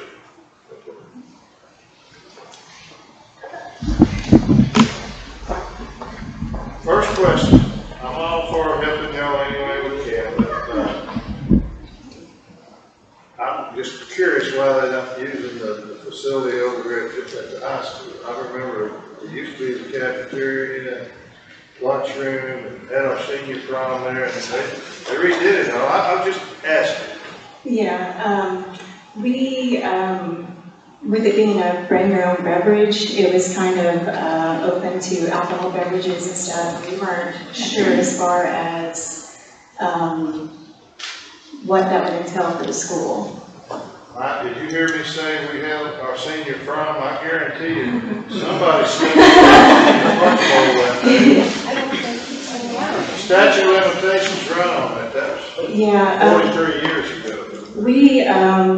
it has to go through like a whole administration, and they're not quick on return. And we were really wanting this fundraiser as quick as possible because our funds are very low. We do a lot of stuff for our school district, And, it just seems like this community is like depleted from funds, like, we do fundraisers and stuff, and we bring in like, $100, but they're asking for 800 for, events, and we're just always giving, and our community is And I just. cut you off. What is your name, young lady? My name is Cassie Persley. I've been, Well, I thought that was, that's who I got. I've been with the PTO for 3 years now. Yes, ma'am. Yes, ma'am. Who's the young lady beside? I'm Sarah Crenshaw, and I'm the new president of the JFC PTO. Okay. What date are y'all proposing? I'm responsible for my gal, all my help was out last week, so I typed up the agenda best I could, and maybe if you had it in there, I left it out. What day were you proposing? It's September 21st. It's a Thursday evening. Judge, that's going to bring a different issue, so we'll have that.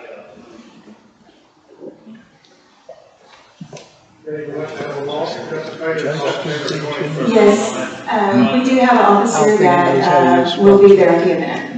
So let me bring up something. The school has not renewed, and I'm probably talking to the wrong person. Probably. The school has not renewed contract for the MHMR building on by the old jail down there. They're holding that up for some reason, but yet they're coming over here and wanting us to help in a different way. I just don't get it because we're not playing together. We're separate from. Yeah, I get that, but yeah, I just can't. they deny us a lot of things as well. They want our help, but they're not quick on approving things for us. We're trying to do this kind of on our own, because we're depleted of funds. Like, we have 300 in our account, but they're already asking us to purchase things for the teachers, purchase things for the students, and it's a whole system that we have to go through, and they're not quick about it. So we were just trying to get this. In my day, I think they call it PTA, but now it's PTO, and y'all have fundraisers to help.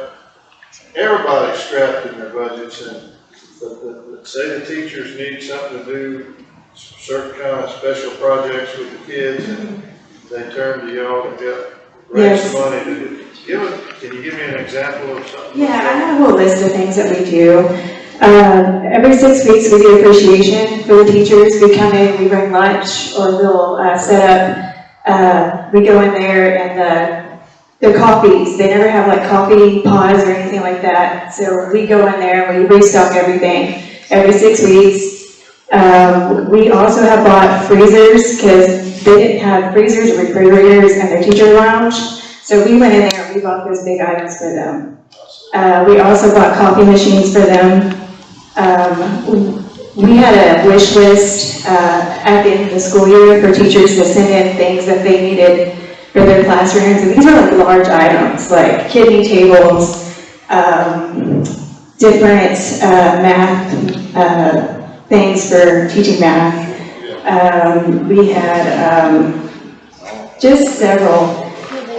Yeah, we go, anytime there's an event for the children, they reach out for us, and we're the one that goes in there and supplies all the waters for 800 students, all the snacks that's required for that day.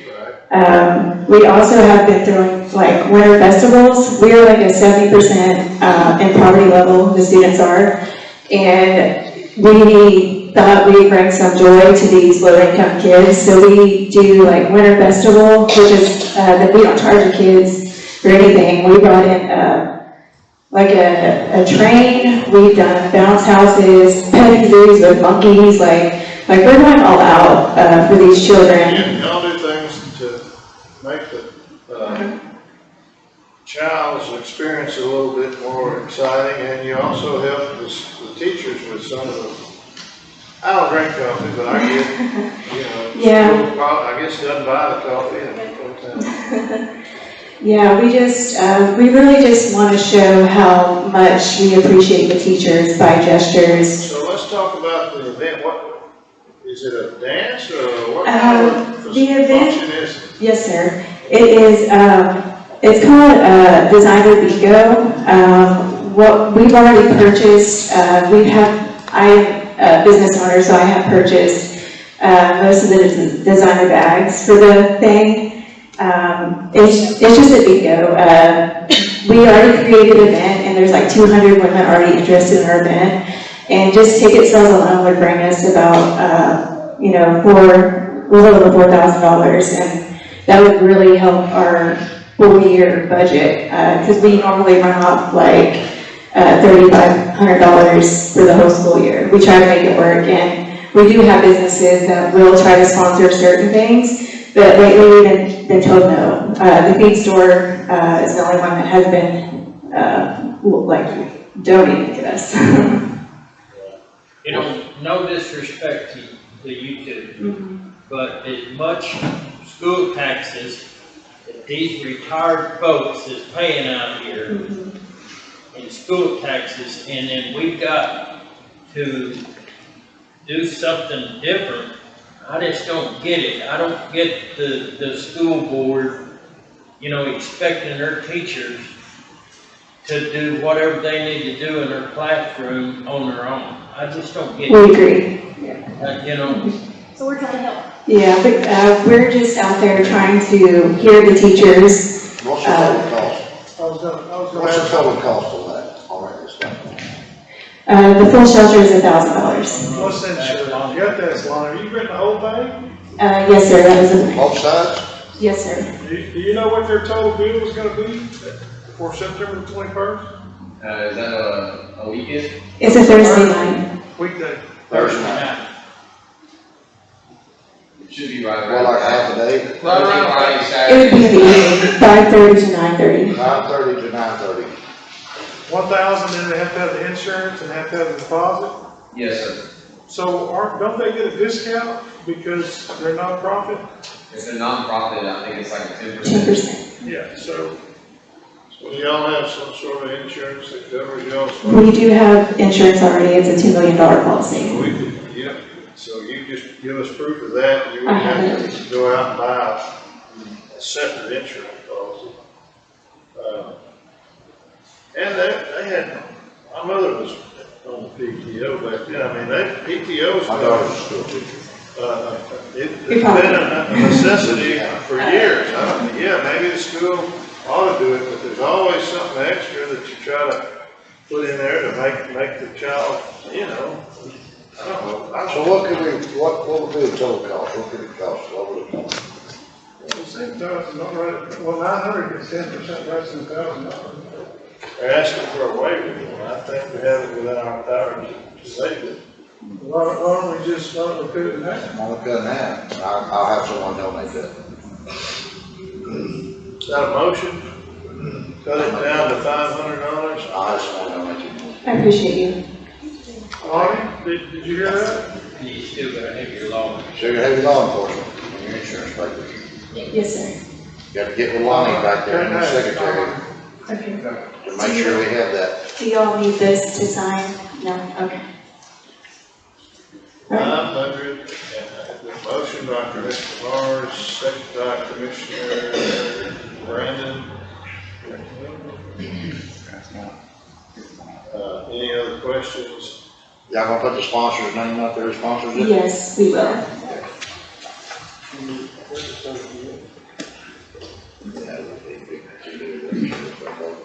Thank you.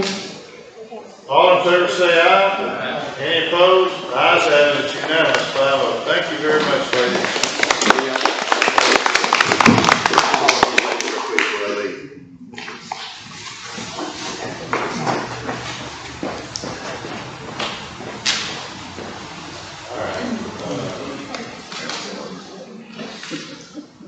Item number 17, consideration, discussion, and possible vote to declare a 1999 Gerled hydraulic excavator model W362G3WD as surplus and sell on Renee Bates auction.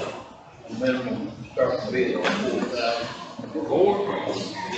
We'll move. Yeah, it's dead, you stay there. It's gonna do it at night. After this, Have you done the salt before? You done the salt before? No. That was what I'm trying to. Oh, you trying to say, you still, Mine's on. Yeah, mine's on. It's You need a couple guys with flash lights on it.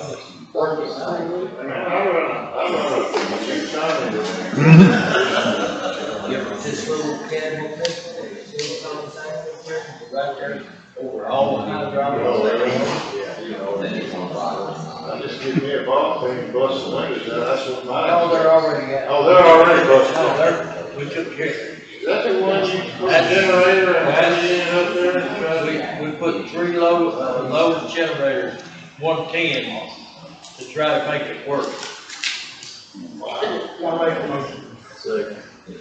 I have a motion by Commissioner Matuno, a second by Commissioner Brandon, to sell the Greydog on Renee Bates auction with a minimum of $4,000. Yeah, she's good. Any comments or questions about this item? All in favor say aye. Any opposed? The ayes have it, it's unanimous, 4-0. Commissioner Morris stepped out briefly.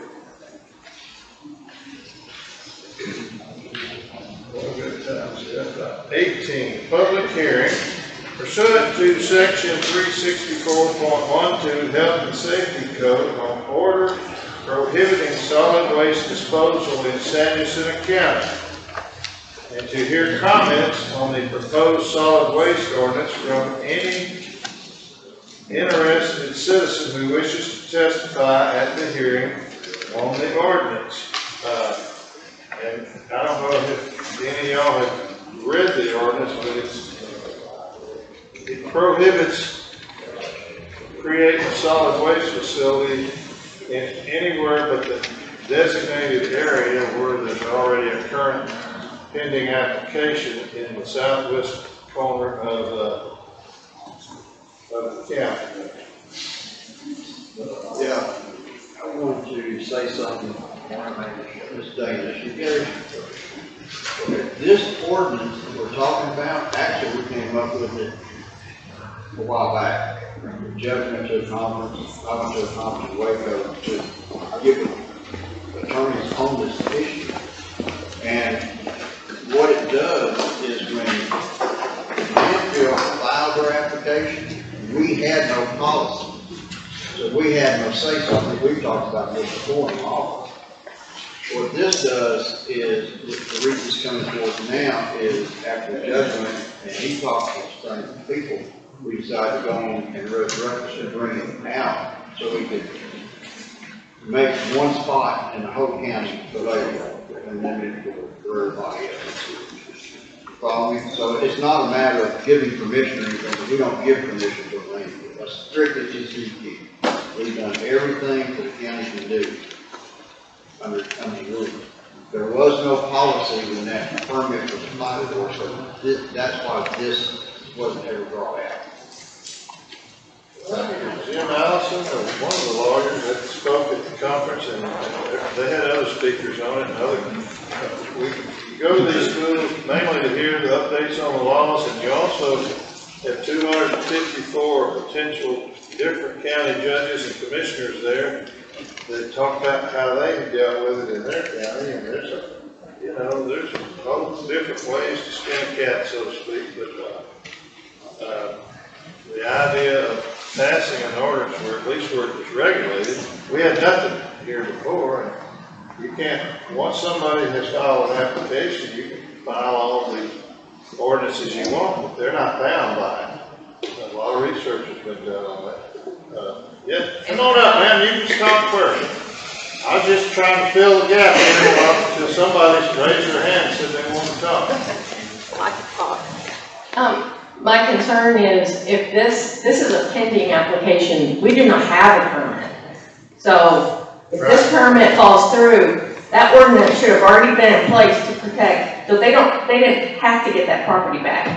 If by the grace of God, which I'm sure that's what it would take, if this permit were to fall through, there's a lot of things going on behind the scenes that the people out here are working diligently and very hard. And I'm waiting for calls from several people because they had no idea this was even going on.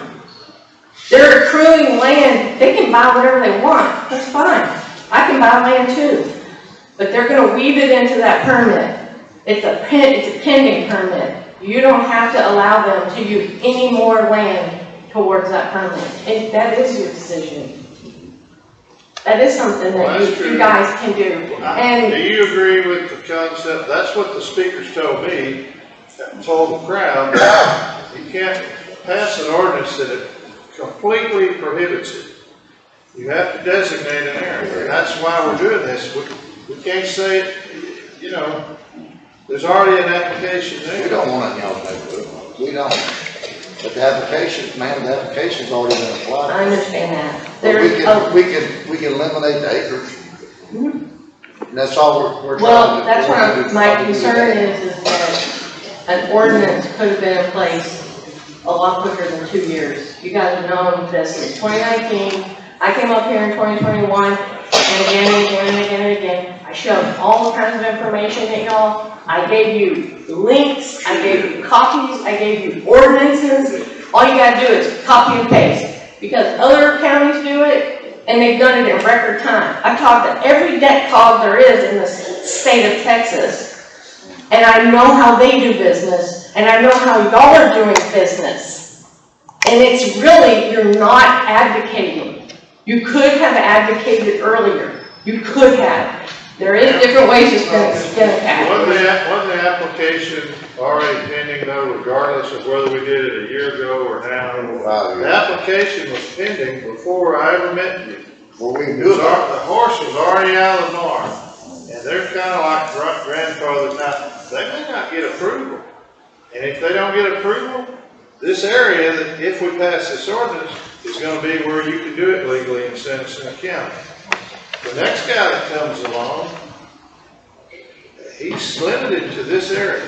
Yes, the fact that we didn't have an ordinance. They're accruing property adjacent to the 867 acres. They've taken property and they are going to use it for solid waste, if they can. May I ask one question? What happened to the other man that was a farmer? What happened to him? Well, they bought him out. Ma'am? They bought him out. Well, he was And a up whole here- bunch of other neighbors too. He was up here really honest about it. Well, you know, when you're running a losing battle, no, I'm not gonna take any winks. No, I'm okay? not wicked. I do my eyes that way. Okay, well, listen to me. I'm not a fool. No, it's. I've worked very hard, and I was not taken as a fool by Mr. Van Welden. I just talked to Mr. McCoppin this morning before we even met. And he was telling me some stuff to look at. The LLCs are buying this property around this facility that's supposed to be created. And I was not aware of that. Out of Delaware, out of different places, out overseas, companies and stuff. And I'm gonna start looking at some of that stuff. We brought that to your attention, sir. Yeah. I didn't know the one out of Delaware, the one overseas. I didn't know that. There's more. Keep looking. Well, I mean, I'm not trying to be rude, but 2 years have gone by and they're getting bigger and they're getting closer to my property and they're getting closer to other people's property who already have health problems, who are raising children, and I want, I'm very emotional right now already.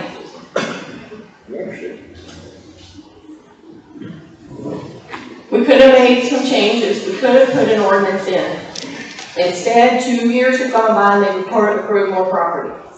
Okay? Well, And before the today, application was here, Mr. McCoppin was there. I don't know why we didn't do it then. We didn't do it then. It wasn't a big issue at the time.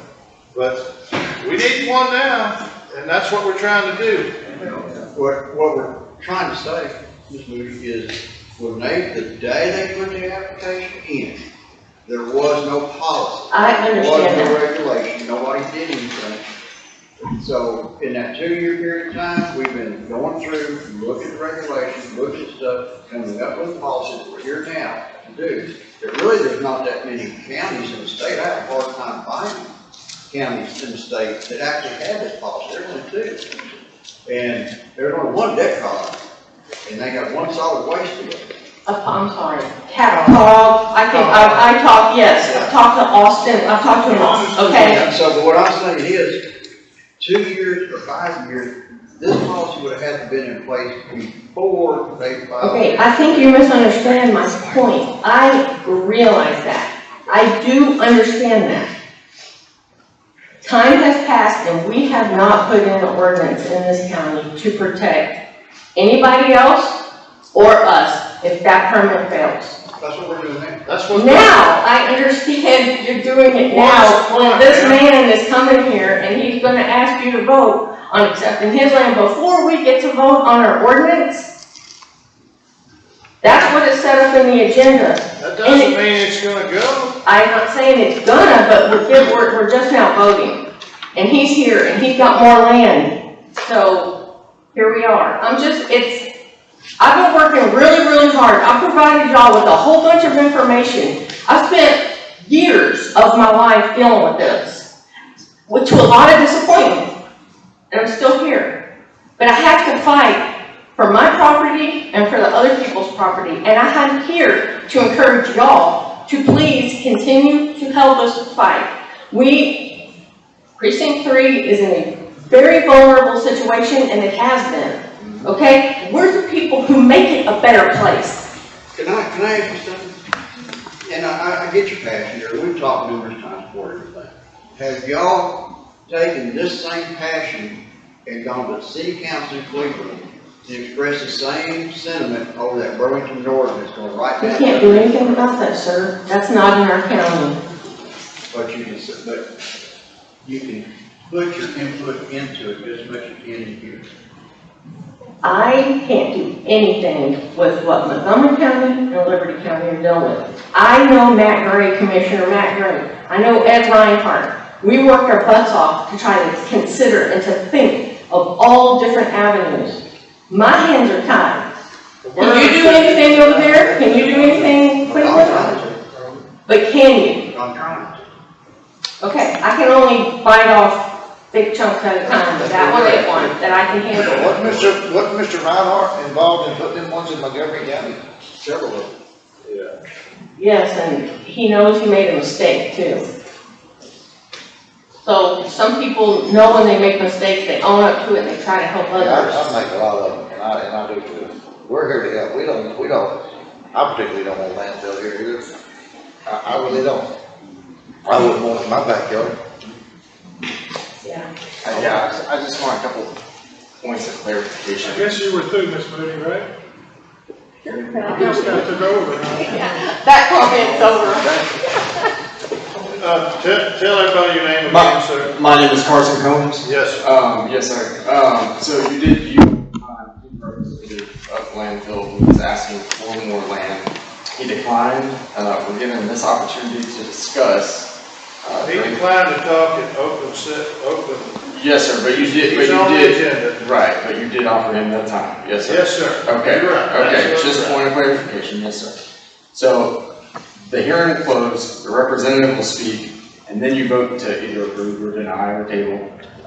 And then Mr. Brandon brings an order to prevent future landfills anywhere else in the county. However, at the very beginning, it says all items listed below are discussed, and where action items may be taken out of the listed order to be discussed.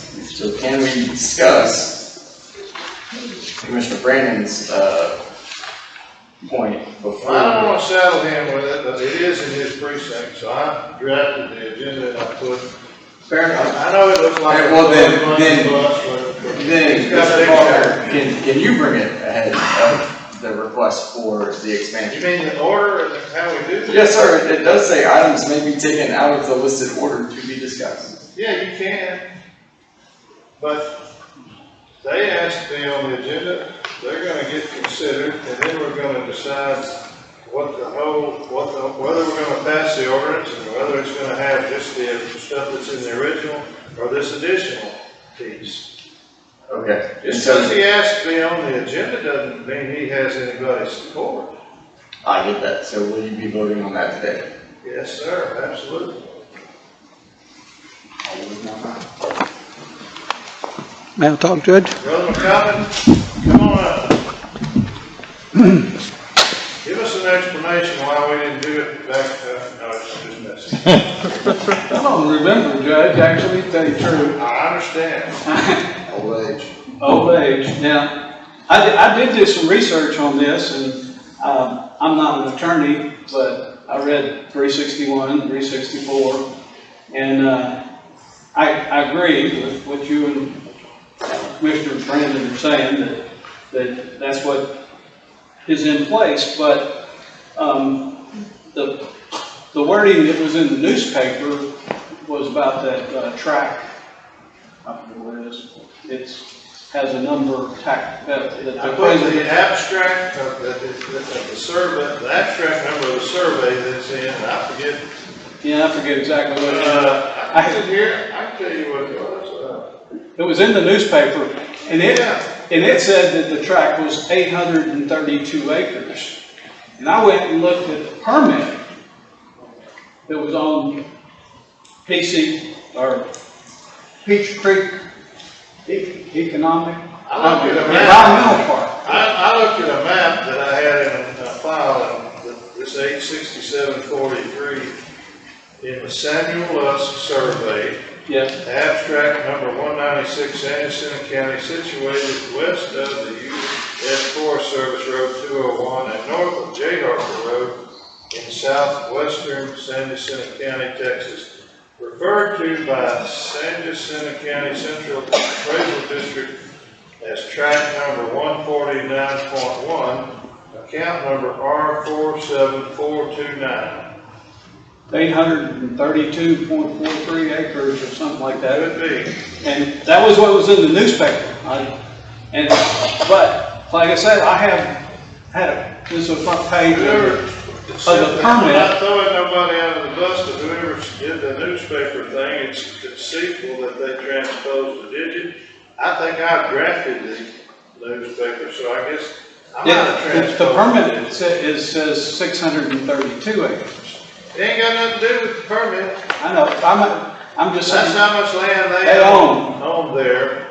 And you say you're giving them exclusive rights to do it on all the property they own. No, I asked the commissioners last time, because one of them said the same thing. I said, well, give me the description. I looked over in that direction. I said, give me a description of a piece of land in your precinct that you'd like it to be in. I think we're stuck with this one. Our whole fate, the whole fate of the application is in TCEQ hands. If they deny the application, and this passes, then I don't see any landfills in the county. Yeah. That's the logic. Even somebody could purchase land or reapply. Absolutely. On that same piece of land. Absolutely, absolutely. So my dad and late Commissioner, what was his name? Donald Cox, Precinct Commissioner 3. I don't know if anybody of y'all remember him. I'm sure we do. You know, Uncle Donald, yeah. Anyway, my dad and him were pretty good friends, and I seem to recall frog hunting out there. Where this place is. Pretty close. But anyway, I will tell you that if you look at, and this is one of the maps out of the permit. When you look around there are two things about there. There's a Jayhawker Creek runs right through the middle of that thing, which they can't even build in, and a couple of their ponds come real close to that. Let me touch on something the speaker said at that judicial school. They said, one of the guys in one of the counties raised his hand and said, well, how about we propose to we designate our area in our county that's completely in the flood zone and impossible. And they said, you can't do it where it's impossible. The flood zone, they won't allow you to put one. TCEQ won't approve it if it's in the flood zone. So you can't, that was a thought. If that had been the case, we'd have picked a place maybe in Drew's Landing that was all flood zone and say, here you go, boys, y'all can put them around here. Knowing all well, you can't do that. The law don't allow you to do that. Well, I'm sure all the commissioners know that you know, fighting water is almost a losing cause. I mean, when you're talking about roads, fighting it, you have to kind of make it go where you want it to go. And because it'll wash your road out in a New York minute. I think all of y'all know that. But, you know, that's pretty much, I mean, it splits this thing in half, it looks like. Well, Phase 1, phase 2. well,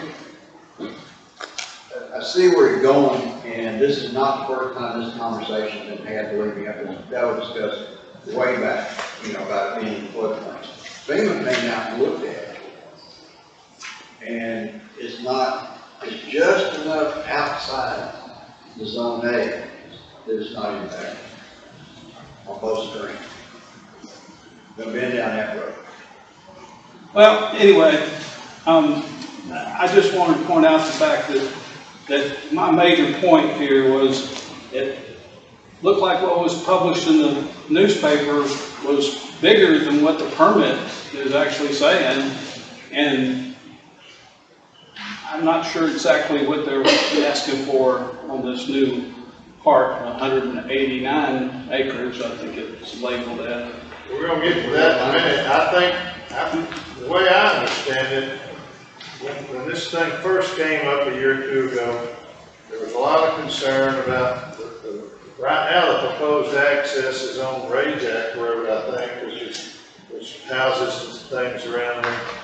And I think, I could be talking out of turn, but it's my impression that they bought one of the reasons, the other land that's adjacent, he got that fellow out of the picture, and at least he's, you know, got some satisfaction out of this whole process. The other consideration, or one of the other considerations is, if that track is put in there, then it'll allow them to take a different route and go down this Ray Jack Road. And even if it's not contaminating the water supply out there, just put that aside. If you lived on Ray Jack and 200 trucks are going down there every day, you'd be sure appreciative if they routed it a different way. But we'll have to get into that when we get to his.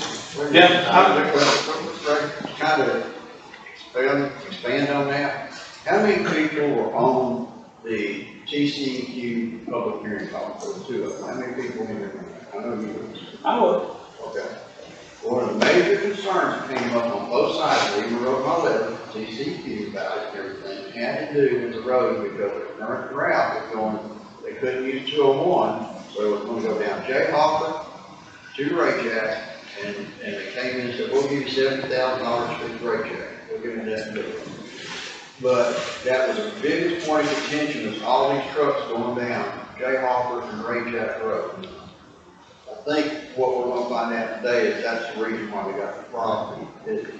Because the permit, from my understanding of it, that's already been applied for the PCQ is 120 acre tract here, 600 acre tract here. They're concentrating on 120 down here. And this is just a reroute so they don't have to go down J. Hopper or Ray Jack, say out of subdivision. And there's a little bit more, as I always said from the get-go, this is something that if this permit goes through, the citizens of San Diego County can't afford to build their road for their amount of traffic and stuff. We've been working on that too. So just so you have an understanding, it's not to expand that 120 acres, in my understanding, because that's what's already been applied for. They can change that. Exactly, they're not.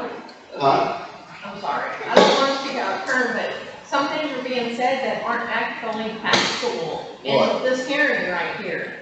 So y'all need to have your facts because they are acquiring the land so they can get a better entrance. It's still going to go the same way. They can't use 201. Okay, if we stop them because they can't access their property, then the permit can die. But we're giving them land because they got money and they can keep buying people out. Miss Moody, what you're theorizing is not actually facts. 201 is Forest Service. Forest Service wouldn't give them, that would take a permit that they weren't gonna get, okay? They already have the property at the end of Ray Jack. County Road from Jayhawk and Fox Story and Ray Jack is already existing. They could use those. They don't need this, because they still have access that way. We can't deny that. Okay. And we're only using the facts as we understand them. We're not just making things up out of clear blue. I don't think you're making it up. I just feel like it's a brief synopsis of a majorly difficult, complex situation that I've had to get people to explain it to me, and I've been studying this permit for We're not years. here to vote on the permit, it's the ordinance, that's what this is for. I understand that, and so I see how it's developing. And Okay. that's, I'm just, If you don't mind, you can talk again in a minute, let Mr. McCoppin finish his oratory. So anyway, I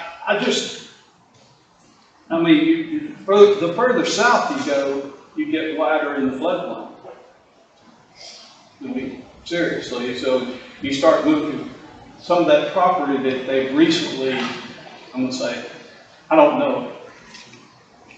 PC2 Mr. McCoppin, do has, you want us to designate an area off at FM 224 about 2 miles down the road? I mean, where are you going with it? We've got to go somewhere, and this is the only place in the county where there's already an application pending that we can't stop.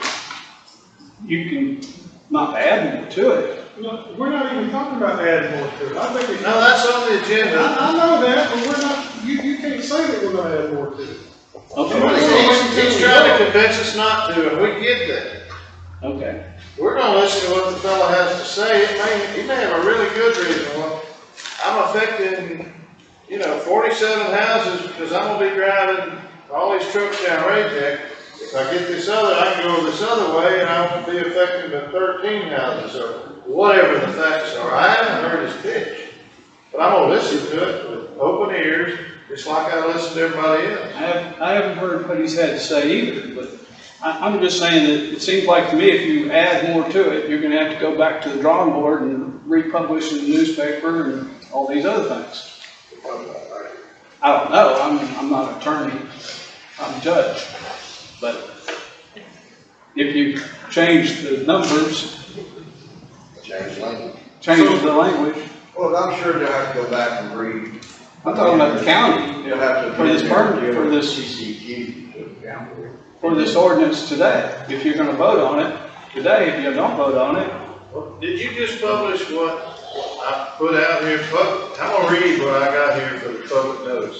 Public notice of proposed solid waste ordinance pursuant to section 36412 Health and Safety Code. Sansana County Commissioners Court will have a public hearing at 9 a.m. on August 23rd, 2023 at the county shelter, 255 Live Oak Street off of State Highway 150, Cold Springs, Texas, to consider approval of the following proposed solid waste ordinance and to hear comments from any interested citizen of the county, and any interested citizen may testify at the hearing on said ordinance to wit. And then, we didn't publish the entire ordinance. I thought we did, but I don't have it with me, so I really don't, I can't say. I saw it in the newspaper. I didn't know. Well, and it does say. It said 832.43 acres or something. That was all the land that they owned at that time.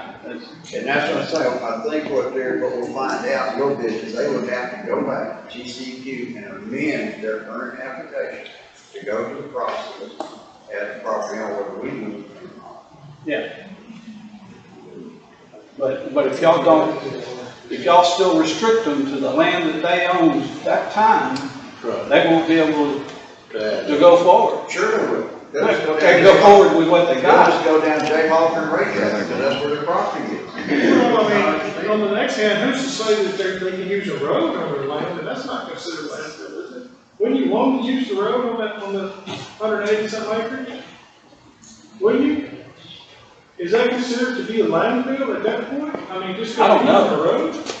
To me, landfill is where they're putting the trash. Yeah. Not to access road in there. I mean, The choice is this, if they don't, what your theory is, if we don't do anything, that shuts them off. And it doesn't, because they already own the property in the Bray Jack. It is a public county road. Jayhawker is a public county road. All we're doing is saying, okay, instead of taking them off across Story, we're gonna send all these trucks down through the subdivision. Is that what you want? From your perspective, if they went another route, they wouldn't be tearing this road up. That's exactly. You're trying to, I guess. That was the biggest complaint we had, that was my comments that I made in my complaint against NQ. yeah, it's We on send them through subdivision. If they use 189, I think it's 189 acres to put the road in, it's their road, it's not the county road, that's their road, we put in the field, so I don't consider that part of the land person. Now, I don't know what the lawyer, he may tell us differently. I would rather use that road than use the other two subdivision roads.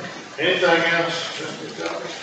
I'll just make a comment that, there is some people buying up land down there, and you can look it up. It's there's a company called the Woodlands of Jayhawk, LLC out of Delaware, buying a few pieces of property, not a. That's great. That's prosperity. That promotes economic development. I'm glad to hear that.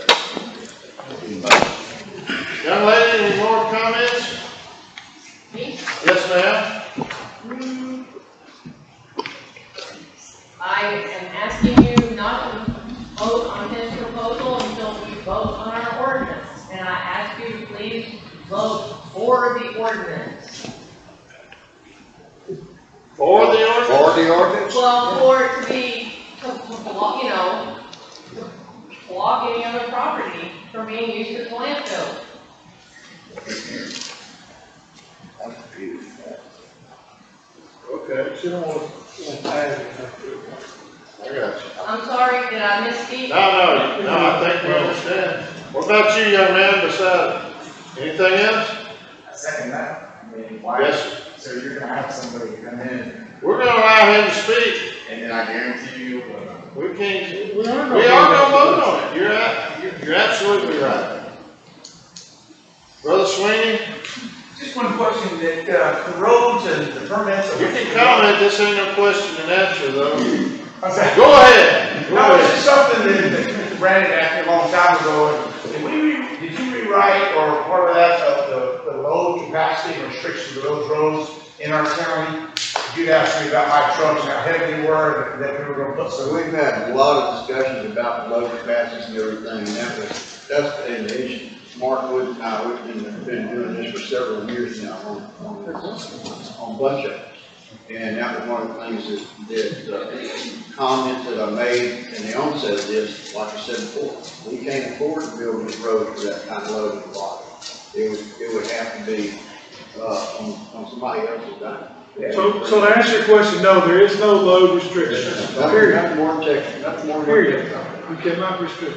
If they got a windshield sticker, they can get it. We'll put some of those load bearing bridges that are already so much. There you go.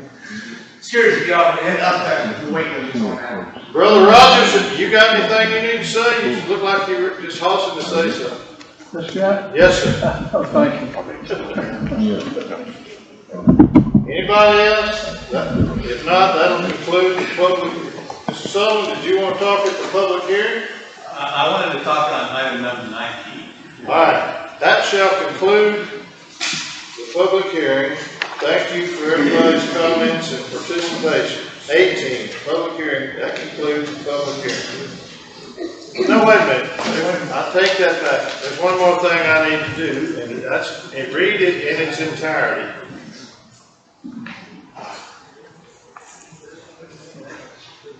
I wrote it down, I think we've documented it.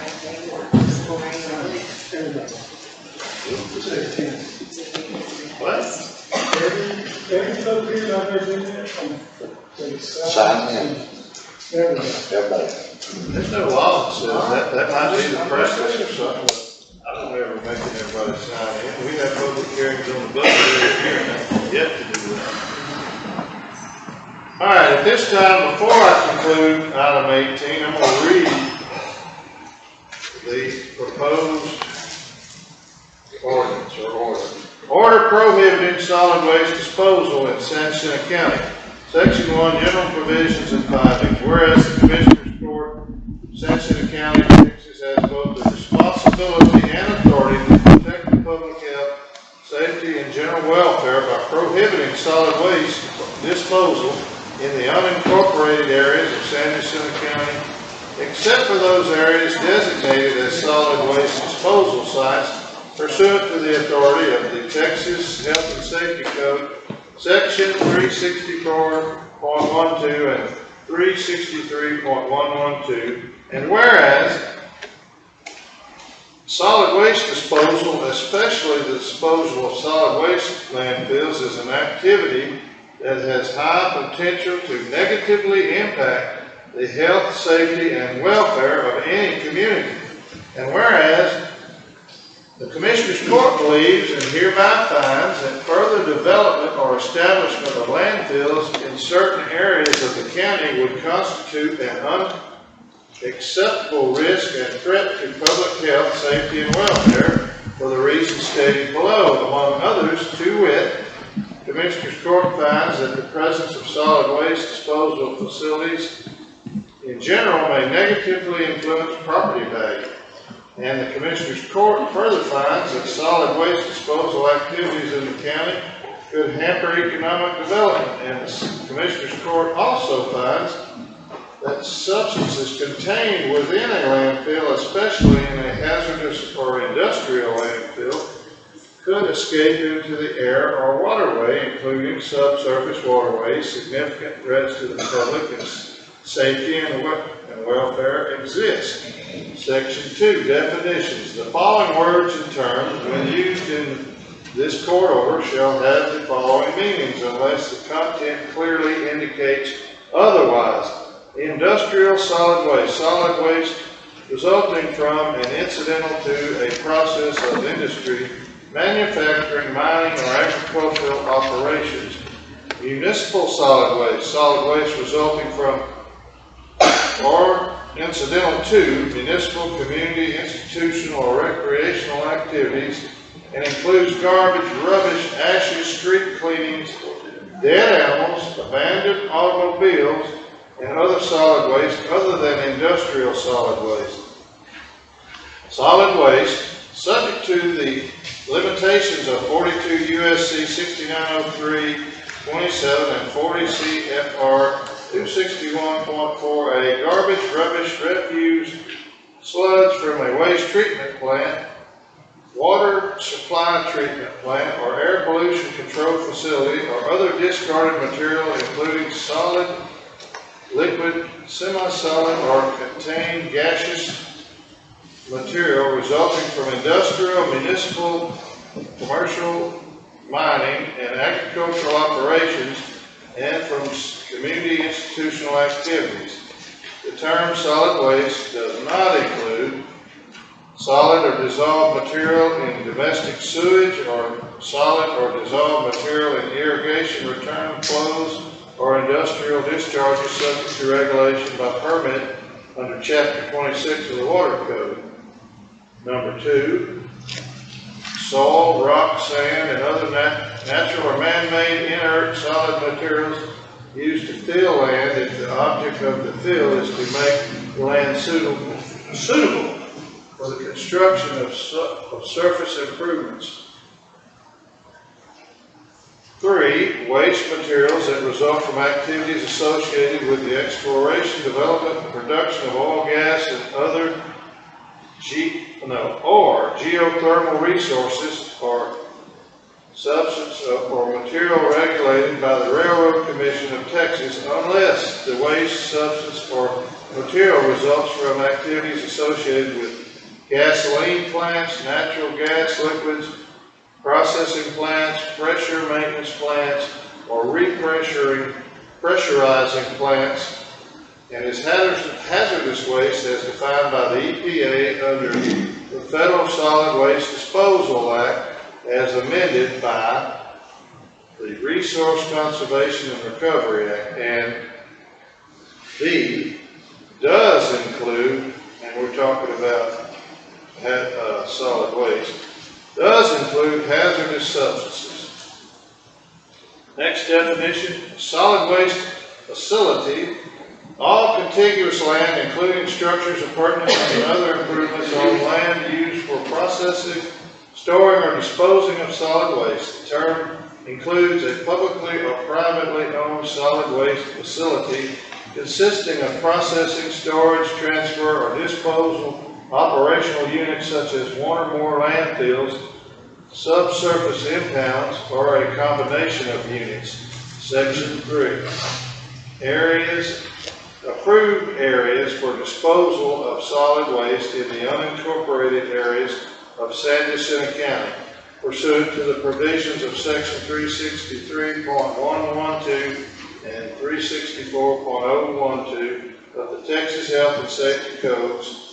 The Commissioners Court of San Jacinto County, Texas, hereby orders and decrees that the disposal of solid waste within San Jacinto County, Texas is prohibited except in the following area within the county, to wit, being that certain 867.43 acre tract in the Samuel Lusk Survey, abstract number 196, San Jacinto County, Texas, situated west of U.S. Forest Service Road 201 and north of J. Harper Road in southwestern San Jacinto County, Texas, referred by San Jacinto County Central Appraisal District as tract number 149.1, count number R47429, section 4. Civil remedies and penalties. The Commissioners Court of San Jacinto County, Texas may bring legal action to enjoin violations of this court order and seek judgment for any civil penalties. Section 5. Severability. If any of this order is deemed to be in violation of the statutes or the Constitution of this state or the United States by a court of competent jurisdiction, said portion shall be severed, and the remaining portions of this order shall remain in full force and effect.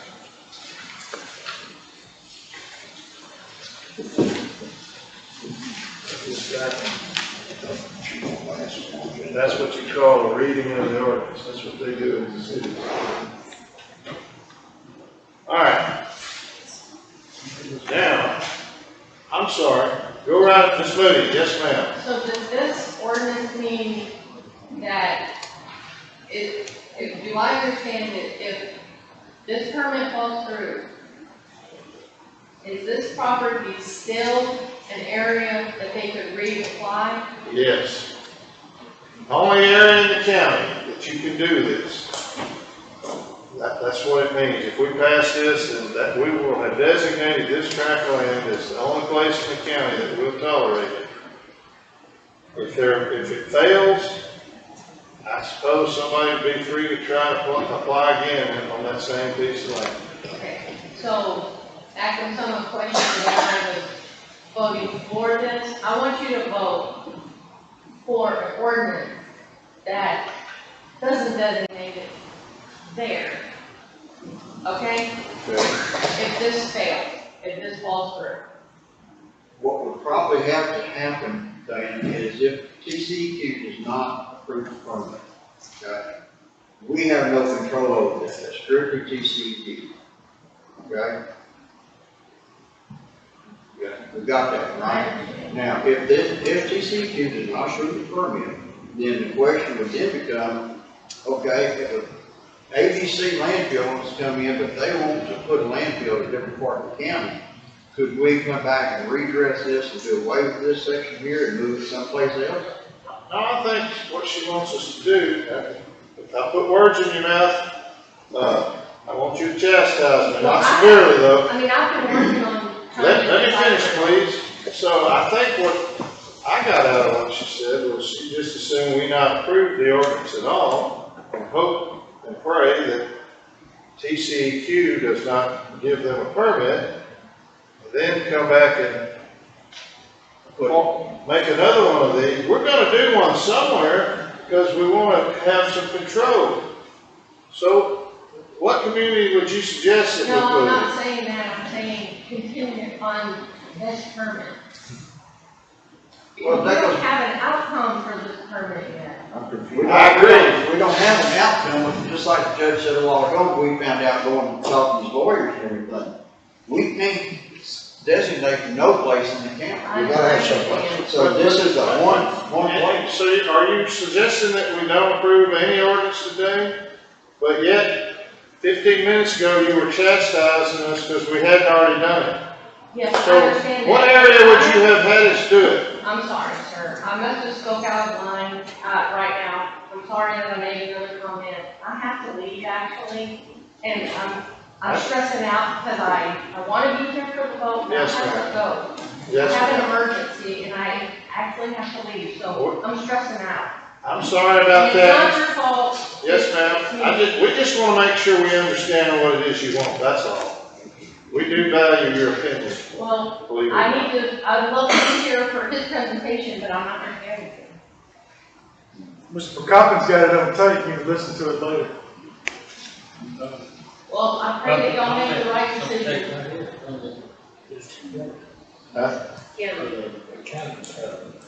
Do you have anything else before you? I'm sorry for adding confusion to something that's already confusing. I'm so sorry. I hope everything works out with whatever you got arranged for, man. Anybody else have anything else they want to say before we finally close the public hearing? Take it by your silence that we have no more comments, so that concludes the public hearings. Now we're gonna move to item 19. Consideration, discussion, and possible vote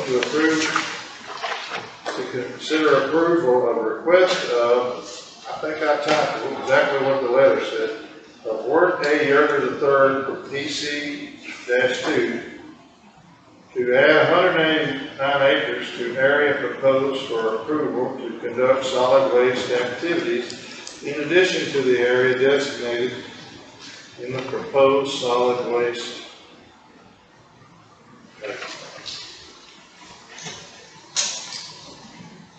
To conduct solid waste activities in addition to the area designated in the proposed solid waste ordinance order, prohibiting solid waste disposal in San Jacinto County, Texas, and designate an area where allowed. Now, you're not Mr. Werger. Mr. Werger wrote the letter. He's the head of the company, and you are a representative. Mr. Sullivan, it's your turn.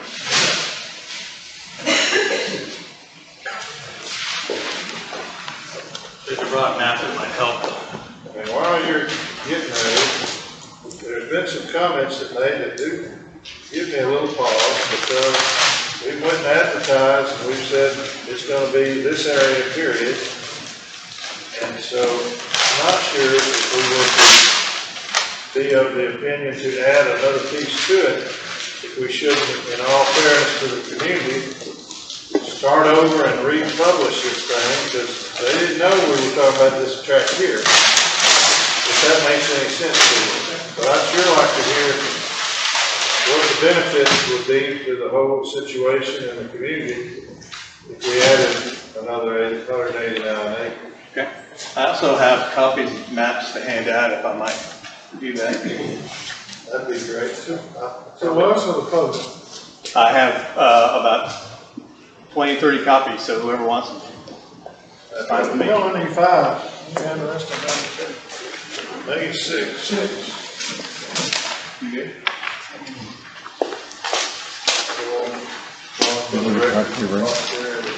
Yes, sir, thank you.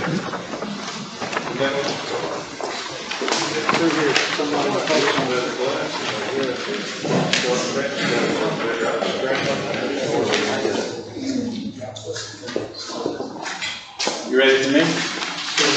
Yes, sir. My name is Ray Sullivan.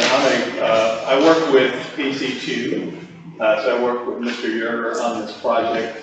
Let me apologize. Well, I'm not going to apologize for not being a lawyer.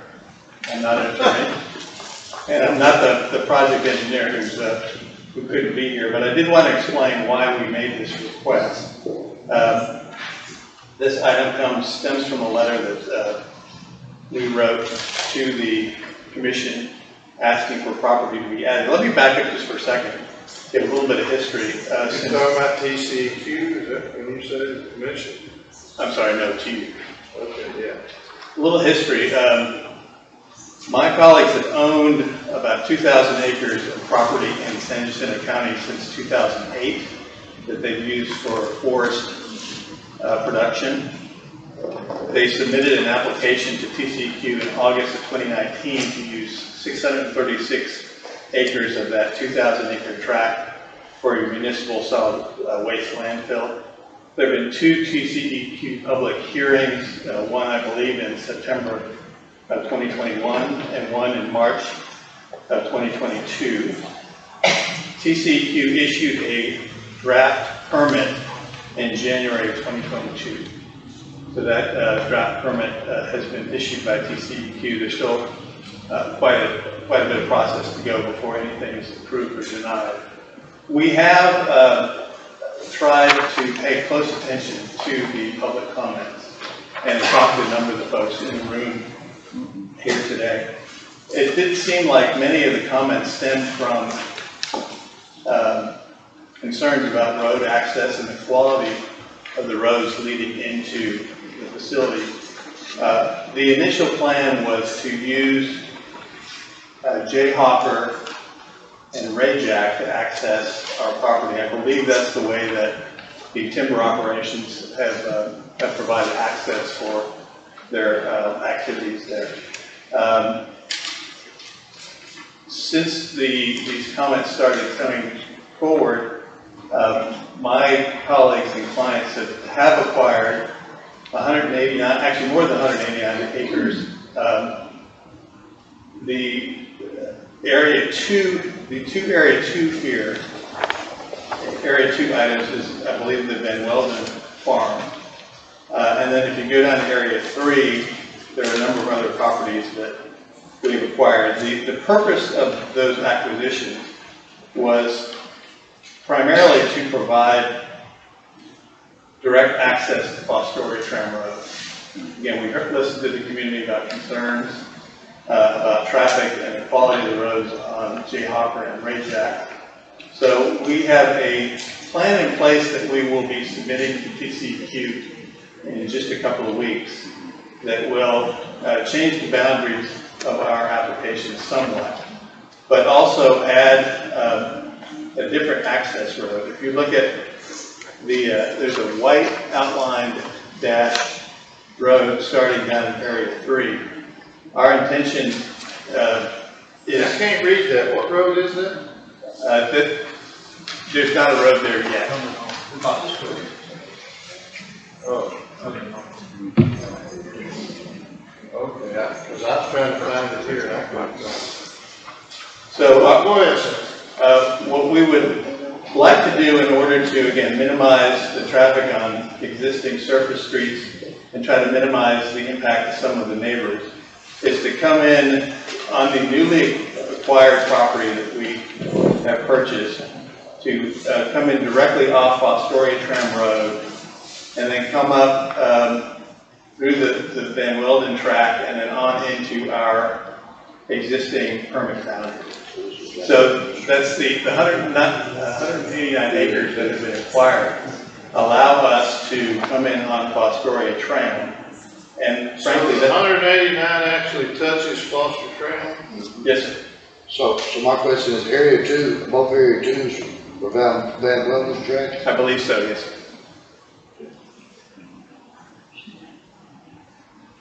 So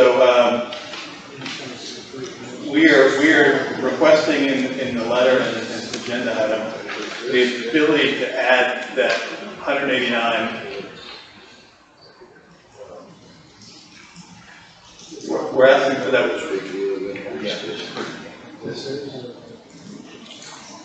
Sorry, I'm trying to find out where Jayhawker Creek was on this map. Right. I've seen Jayhawker when it got out during the melt day and trails in. And you talk about some water back there. I know that's something that TCEQ is very concerned about. That's the one in the middle, Joe. We have moved got the blue in the middle, right through the middle of their property. 3 areas. Yeah, we took action to move further away from that floodplain, and of course, it'll be built up. TCEQ pays close attention to that, that's part of their application process. They wouldn't approve a landfill that had floodplain concerns in it. But the additional 189 feet. Is that big map you got? It's the same thing as you have.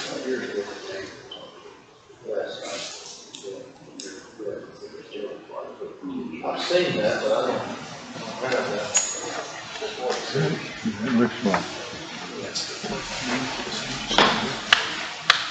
So simply, the 189 acres that we're respectfully asking to be added to the citing ordinance will allow us to access directly on the newly acquired property of Fostoria Tram, and therefore thereby taking our traffic off of Ray Jack and Jayhawk, which we believe, and listening to the public comments over the years, believe that that's something that the community would want, is for us to not be on those existing surface streets.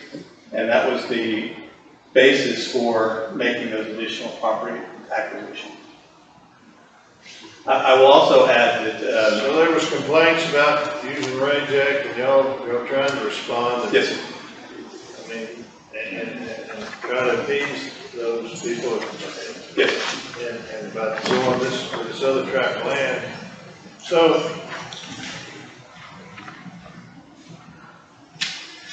if we, just say we didn't approve that, you could still use your property for the road purposes, I guess. We could, I know we could still use the Ray Jack and Jayhawker as originally applied to TCEQ.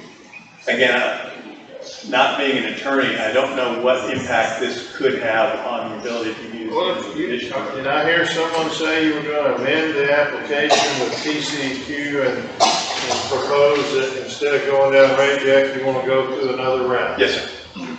You can do that whether we approve adding this on or not. Judge, I don't know the answer to that. I'll need to check with our attorneys on that.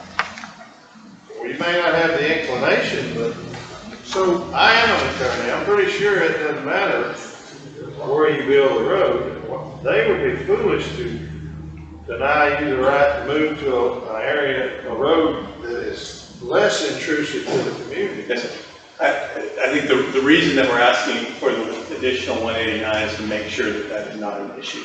Yes. So I got a couple questions. Commissioner, you may clear this up. I'm not too familiar with this and freedom. Jayhawker comes in off of Fostoria Tram, right? Yeah, that's correct. And they were proposing to go down Ray Jack? Yeah, Jayhawker Ray. Go up, yes. Right. So if you keep going down Jayhawker. Jay Morgan? Yeah. What is that? That's their property also. That was not proposed? No, that's. It's in. No, that was not proposed on the original part of it. No, because that Route to go. it's because that big culvert, they don't have to worry about that down through there. I'm just trying to clarify, I mean, they've got two access to the property already. I mean. They don't want to fix that big culvert down But there. you Before go, it goes well. across that road. What now? That big culvert goes across that road, there's a washout on this. That was the reason? Which, oh, you're talking about the Jayhawk? Yeah, that's where the beaver dam comes back. No, they don't want to go that way. They don't want to go that way, and that road coming off the end of Jayhawk is going into the back part of their I property. know exactly where it is. That's what they discussed with their law. Yeah, that's just timber road through there. So, but that would have to take them all the way down Jayhawk. Yeah, all the way to the end. You know. So on the other side, if I've driven that road one time, 201 through the woods, and the new 189 acre on the. Absolutely, can't stop. I'm guessing that's the east side of it. Is that national forest? Yes. So there no houses would be affected whatsoever if you went that other.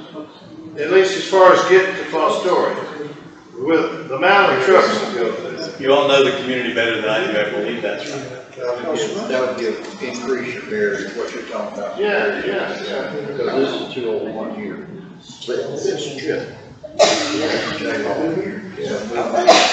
This would eliminate, that's the biggest complaint dust, the noise, the danger of a child going out front, driving a bicycle out I don't know if front. you can see this, All right, kinds on of- this little piece right here.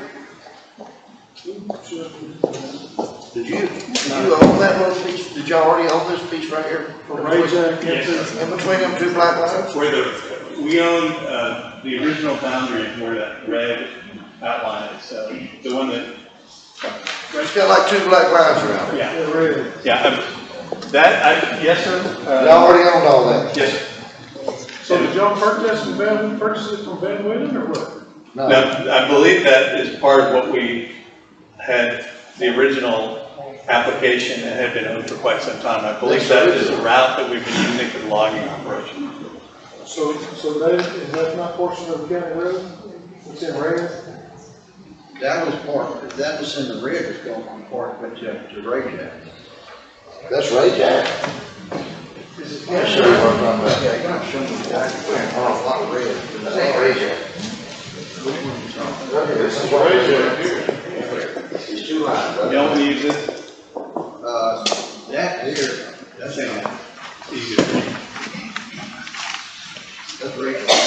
No, that's Ray Jack right there. What is this right here? That is what goes in the. Morgan Road. This right here? This Ray Jack. Ray Jack. Ray Jack here. You know, this is what I'm asking, right through here. That's part of the, that's part of your business property. That's what they own all. They didn't buy this from, what's the name? Yes. Yes, they did. That's his stuff. Over here. It's right here. What I'm asking is, right there, did they own this down? I've been on This- a lot of calls. That's what was asked. No, Green Wells was over here. yes, on area 3. Right here. On area 3. If you got here, you get the road and turn left, that's their property. Green Wells is right here. It's all right. So, you're proposing, instead of going down through here and hitting Ray Jack and driving to all them houses, this white line, that's the new route. Yes, sir. There's no houses there. Correct. You don't plan on building houses on this, do you? No.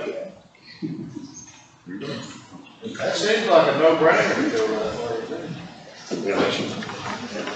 And Judge, like I said. That's theirs. They own that property. This is something that the owners did, spent money on in order to, after listening to the public comments, seeing the comments about the road and the conditions of the existing roadway, so.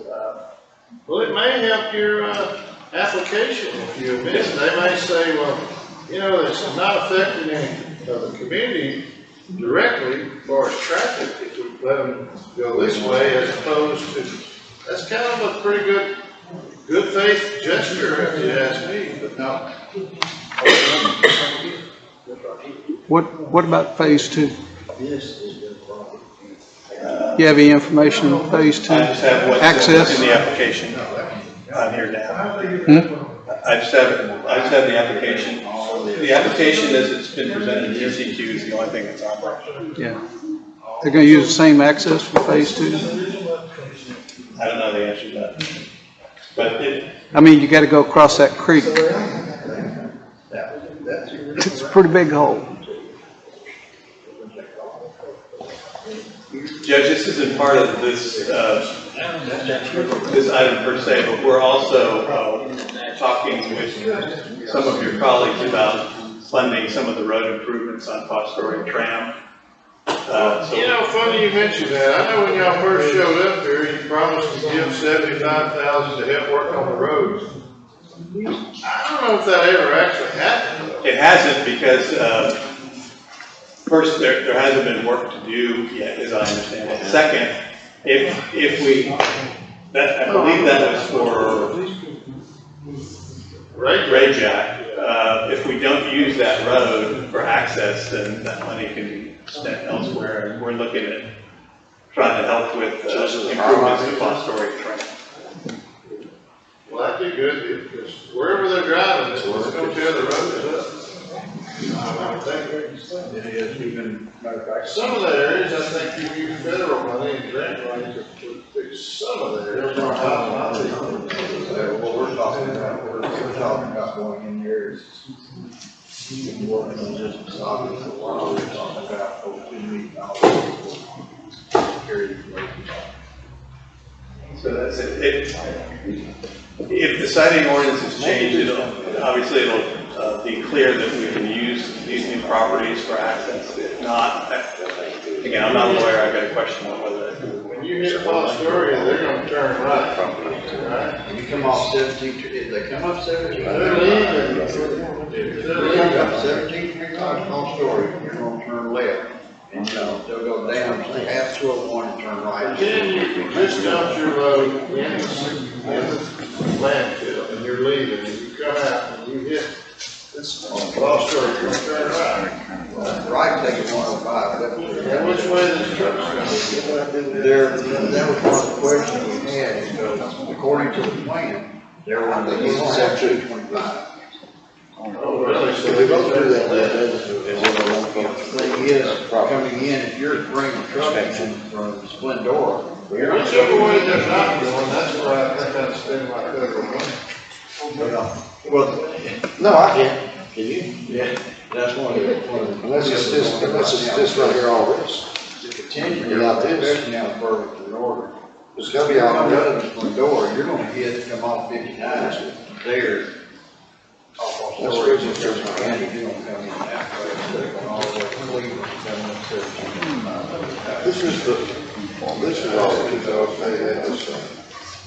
Guess they go which better direction. Okay, quick question. Yes, sir. All this in red, is that the original 600 acres? Yes, sir. That's in the application. Not 2,000, it's the 600. Yes, sir. I'm sorry, let me look here. Yeah. No, I'm sorry. According to this legend here, up upper right, the original PC2 property is outlined in red. The existing permit boundary is in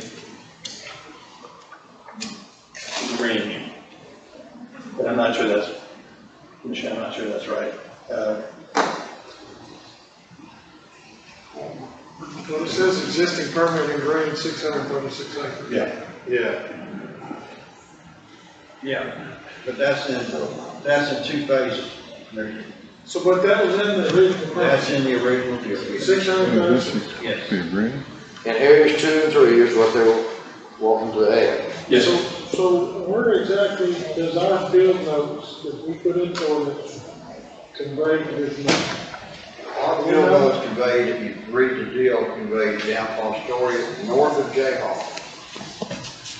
West of, this is inside. I didn't have any actual I field. realize, but I'm just saying. They bought it in several different transactions, and If we use the field notes in ordinance, the 800, how many is it? well, I'm under the impression that is an identifiable tract of some legal document. 867 acres. That's right. By the field notes. I'm just curious if you know exactly where that is. I think it came off the appraisal district. I guess, I hope they do. Commissioner, I can get you an answer to that question. I don't have it right now. Obviously, they've done surveys and plats and so forth.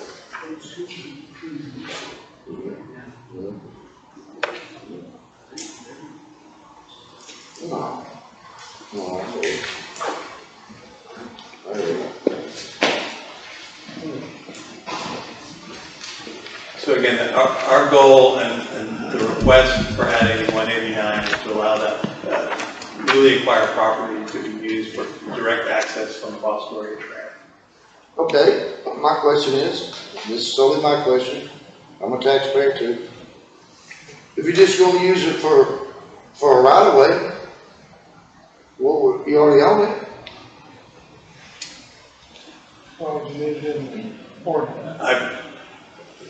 I'll need to go back to TCQ and get their rules and regs, but they certainly have, they care about the road access. And it's part of the application process of TCQ.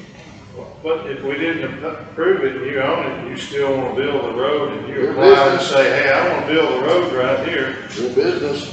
But I won't be dumping nothing on this property and endangering the critters and things in the national forest and stuff. You can still do it. Well, I don't know the answer to that question. The siting, I don't know whether the siting ordinance will prohibit us from using this new property for land access. Not interrupting you, but the permits you got is for the 600 something acres. Yes. It ain't for the 189. But we're going to be making that change to that request from TCEQ in the next couple of weeks. So can you show me on that map that you have over there, show me the revised permit with 595 acres? I guess I can't figure that one out. Good Lord, good luck. Yeah. Commissioner, I believe our original permit request was for, like I said in my remarks, 636 acres. I get that. It says it on the legend here, existing permit boundary 636 in green. And then it comes back and says the hash revised permit boundary 595 and hashed. Commissioner, Yes. what was put in the proposed ordinance came from the appraisal district record. Track 149, Samuel Lusk, abstract 196, 867 acres and 43.43. That's where it came from. Commissioner, I haven't answered your question, I believe.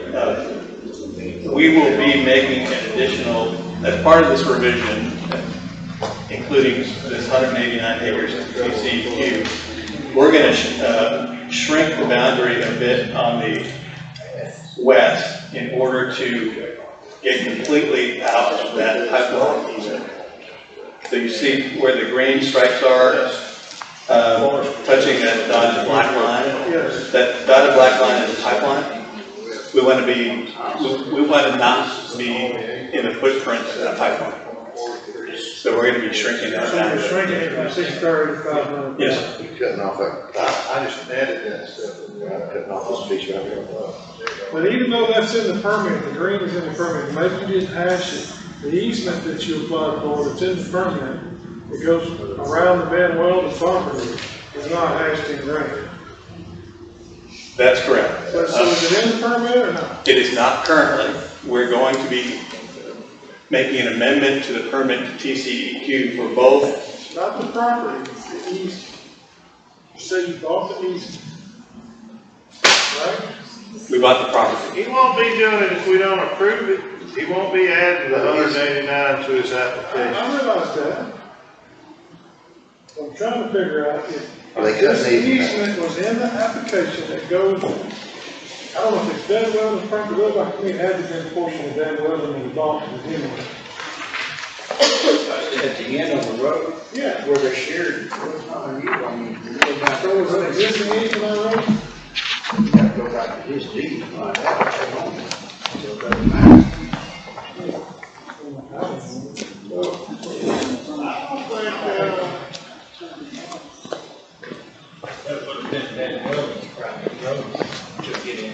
Commissioner, I'm not sure this answers your question, but we have not yet.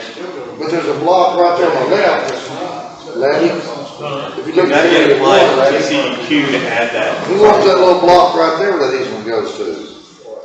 Right, the Van Weldon property. It's tracts of land that I don't think that touches that little, there's one track that's landlocked. That little bit. That's what I'm talking about. That's landlocked, they're trying to buy that change. It's not landlocked, I asked him yesterday on the phone, how they get their property down that easement. Correct? I'm sorry. A piece of property that I asked you yesterday, Area 1. that's right between the two triangles. How do they get to their property? That's between track 1 and 2. That little bitty narrow. They got it underneath the name Woodlands of J. Hawker LLC. They own it. That's how they do it. Woodlands of J. Hawker LLC. Yes, He's talking about this little landlocked piece of property. That's the one I was talking about, buying up, they bought up some property. Mark had Oh, that company? Yeah. Yeah. That's somebody. Prospecting. Yeah. And I listen to you twice. I'm not sure what it has to do with the price. I didn't listen to it. Is y'all a reverend? When do you do it? Whenever I see fit. Whenever. What difference does that make? No, we were asked if there was already an easement to it. And that's what Mark asked him yesterday, he told yes. Richard, I don't know anything about easements. I know that we now own the properties that are in areas 2 through. Right. They own it, I'm telling you. I'm looking at it. Woodlands and Jayhawk, the LLC. Yeah, I'm not questioning they own it, but I may question who owns the easement, who owns the easement that they're proposing to use. That's what we've That's asked. my question. They do. They're taking it off their property now. They're gonna use it entirely off their property. They don't own the X, so they ain't taking it off of their property. What else? I meant the rectangle. Yeah, they do. Oh, they own that now? Yeah. Where? You saying this rectangle here that I should get? Woodlands of Jayhawk, they own, there's 3 tracks there that they own. And you're gonna take the private district? You do not. There you go. 1, 2, 3. They do not. Appraisal district thinks you Yeah, own. there you go. We've been apparently trying to acquire that property. The folks are out of town and we've not been able to get that I across. thought that was another one of your. So those folks right now, today, right as we speak, are landlocked. They touched Jayhawk. Don't know the answer to that. They don't touch Jayhawker. You're a long way from Jayhawker. You're talking about right here. Oh, okay, I was down here. But those folks right now are landlocked. I don't know. David, are they? They don't know Those that. folks are landlocked. There's no way to get to it. Not unless they go to these folks and get a easement. Okay. So, and they've been landlocked. All that in red is their property already. I know, but they've been landlocked. That don't mean it wasn't an existing easement. That's what I'm asking. There has to be, because our easement stops right where that driveway. Yeah. It don't matter where ours stop. I'm just saying it doesn't Oh, mean I it's not an existing easement. down To there. that, David, can you see that exit? Nikki Hansen. Was there ever a piece, was there anything over there? No, A road, nothing to it? no. Okay. That's always asking. Yeah. No, You just gotta look at their deed and see if they got an easement or not. For all we know, they got one. I don't. When you go down to where that foot leg is, down there, that's where the tree line is. You can't get through there. They got a gate right there that goes on their property. And that's all timber back there. There's no road back there. It touches this proposed road that they put in their original application. But area That's what 2, you're talking about. area 2 could have access to it at one time. That was been well. Yeah. That's what I said, area 2 could. Yeah. Okay, that's all I'm asking. So if you were on Van Willen's property, then you could have gone to that. There you go. How many acres is that block, anybody know? The lower part of area 2.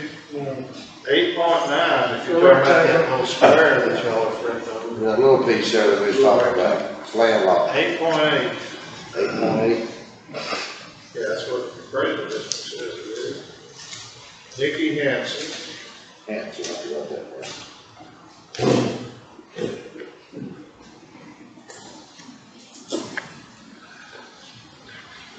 Well, tomorrow we'll see next week. He lives at 1336 Bellfield Park, Bellevue, Washington. Oh, my Lord. You need a phone number too? No, I was going there tomorrow. That was a big joke. Commissioner, like I said, we've been trying, I talked to my colleagues yesterday about this. We've been trying to talk to them about possibly acquiring that property and just haven't gotten much of a response yet. I was going to Washington tomorrow, big joke, right? This Washington State, you go in the wrong direction. Oh, man. Maybe down here, burned up there. We don't know where he's at, so he's not. All right. So that's all there is to it. We have acquired these properties. We have a better access road. We would like this to be in the citing ordinance so there's no confusion about whether we can use these properties to that roadway. In my estimation, if you own the property, you're free to amend your application and propose the road over it. You would have less grief from the community if you did so.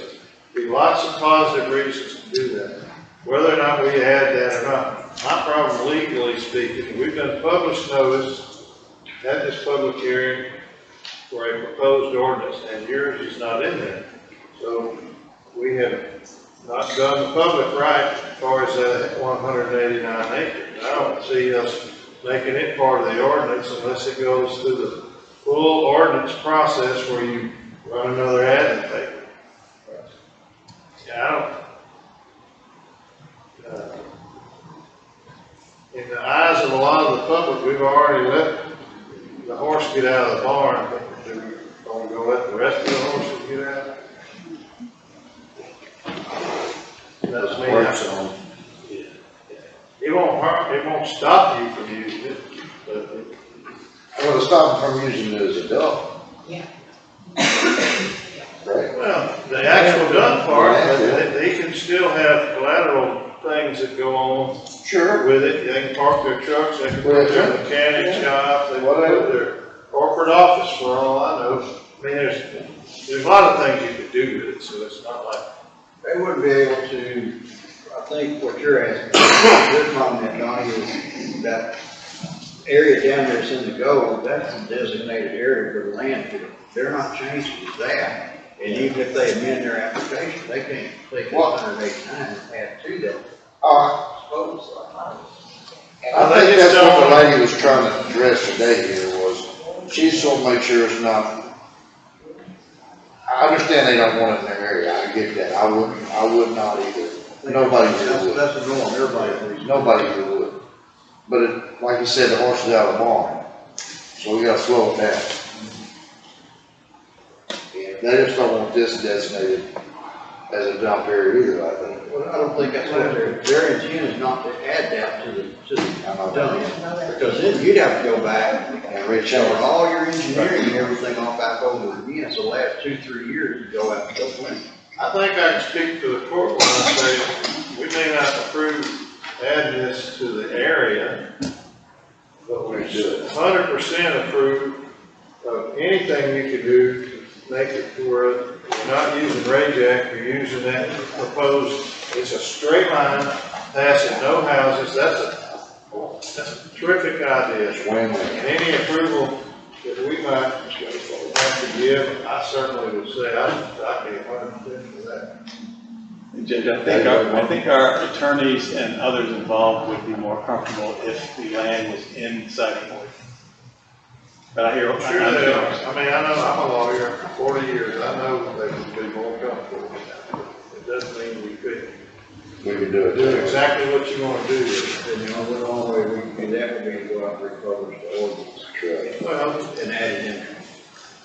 we want to get something in place. There's no prohibition against adding later on if we wanted to, but the likelihood is we'll probably have similar objections. Lots of And objections. we're responsible to respond to the community's wishes. So what you're saying is you would need to make a motion to approve this route. I mean, I'm trying to figure out. I don't think we need to do anything. I'm looking right now and telling, as far as I'm concerned, I'd be very much in support. If it comes down to Rajack, a straight road with no houses interfered with, I'd go for that in a heartbeat. Yeah. I don't like anybody else wouldn't. That was complaint to begin with. Well, to me, this 189 acres we want to add, or that we're in question about, it's not gonna help you on the landfill whether we add it or whether we don't, because of the way it's configured. You're not talking about actually putting solid waste on that, right? The only disposal area that's been applied to at TCEQ, I believe, is the one outlined in gold. That's it. Yeah, that's it. That's what I'm saying. 124. And you can't take this and add to it. I don't think, these are like two separate little pieces of things on the point. I think it's gotta be at least 100. Well, that's what I say, these two is not gonna contribute anything unless they acquire more land acquisition. Well, that's the joke. That's the joke. No, all bad. Oh, yeah, this one. But if we, You gotta put your grease shed and your everything else somewhere. They know. All right. Anything else you want? No, sir, thank you.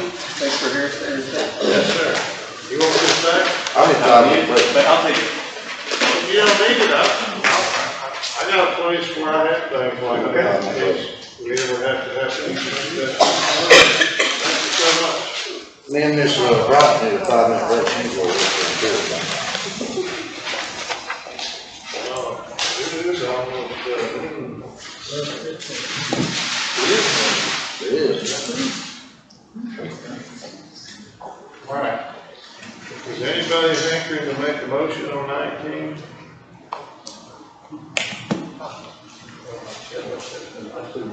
Go out and read.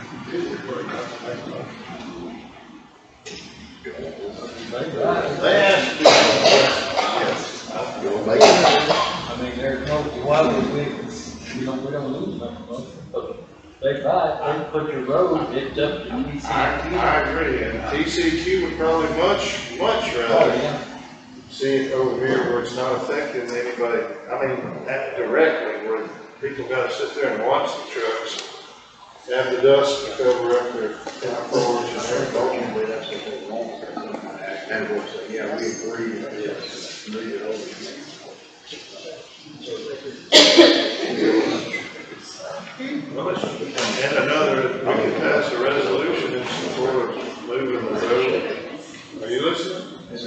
Wouldn't be today, but I believe the court would be willing to pass maybe a resolution in support of moving the road to that, abandoning the portion of the road that would go down Rayjack and moving it over here, something to that effect. Isn't that what we're saying? That's what we're saying.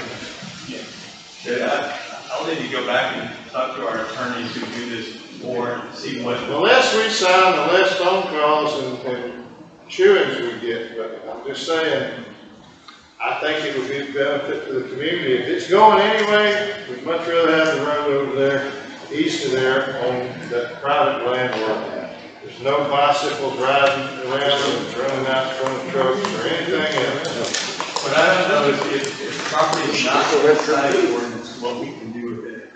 That's what I need to check it out. I'd be very, but yeah, do that. All right, item number 20.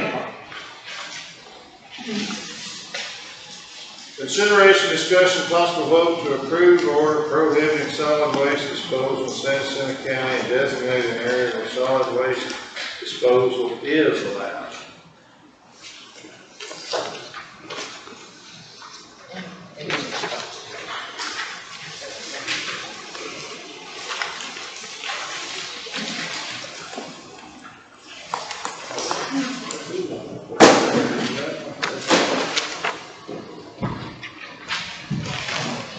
In my opinion, it's very important that we pass something, otherwise they move up to Oakhurst and down Shepherd or. Why gotta be Oakhurst? How come it couldn't be Cape Royale area? Well, it could be anywhere.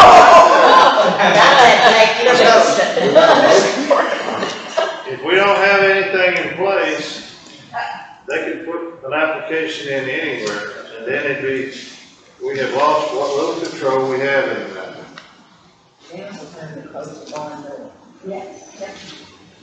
Yeah, that's what I'm talking about.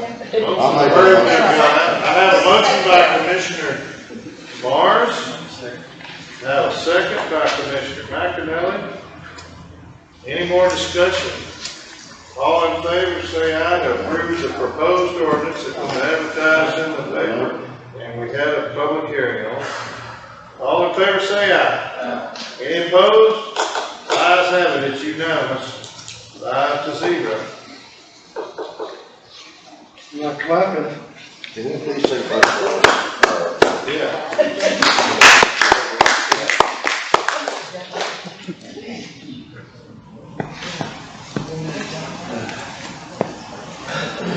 Okay, we're gonna sign that, we're gonna take a 5-minute break for ladders to be relieved and things of that nature. See, I have a lot of amendments they gotta make. Huh? I have a lot of amendments they gotta make. Oh, I know. So Yeah, they ain't gonna draw on a bridge over that. they ain't gonna put a cost of the bridge in there. That's the reason they bought That's this. right. It wasn't originally part of it. That's right. This, so they can get from, they're gonna come down for phase 2, they're gonna come down Jayhawker. Yeah. Yeah. Well, I mean, you know as well as I do what they're gonna do. I mean, yeah, that's why they had to buy that road with their little property to come off this road. But this road right here, come down Jayhawker, they're gonna cost $3 million. At least, a minimum. A minimum. Maybe, a minimum, maybe 5. Where it crosses the creek, it's bad too. It's bad. You know. You can't get a lumber truck. No. Timber truck. I was just down there a month ago. Well, at the very end of that property, they logged it. David Stetson had a log truck broke down and hauled it out of there. I know how bad it is.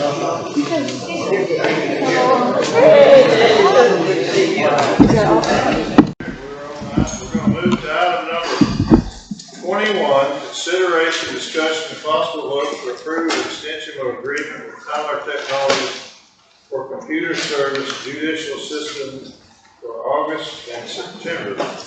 The new company, it's got 3 letters, I can't remember what they are. They are on this, they're here, they were here yesterday and they were giving training to the district attorney's office. I understand they're gonna give the various departments individual training. They contacted you, I don't know if they're still up there, but I touched base with them. I just saw them in there, I said, who are you, what are y'all doing? Oh, yeah. So we're making progress, but until we gotta be trained on how to use the new system before we can cut the other guys loose. Correct. Right? Yes, sir.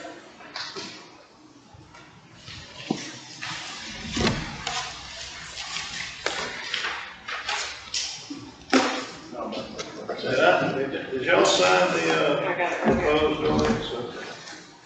I have a motion by Commissioner McInally, second by Commissioner Brandon. Any questions? All in favor, say aye. Any opposed? The ayes have it, it's unanimous, 5-0.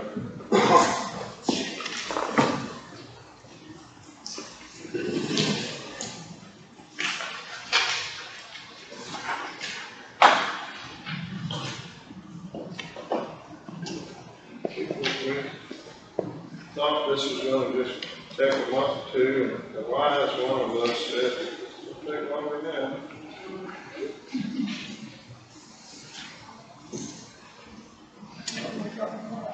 You were right.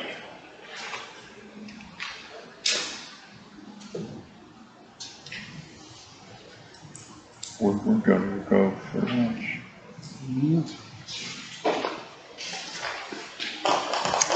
Don't know.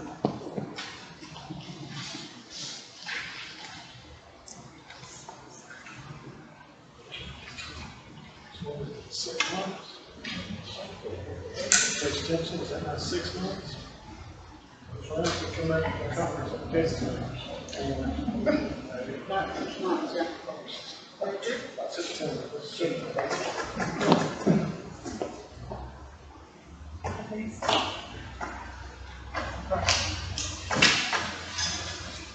Trying to say they're milking it a little bit. We probably working together, kind of like the attorneys.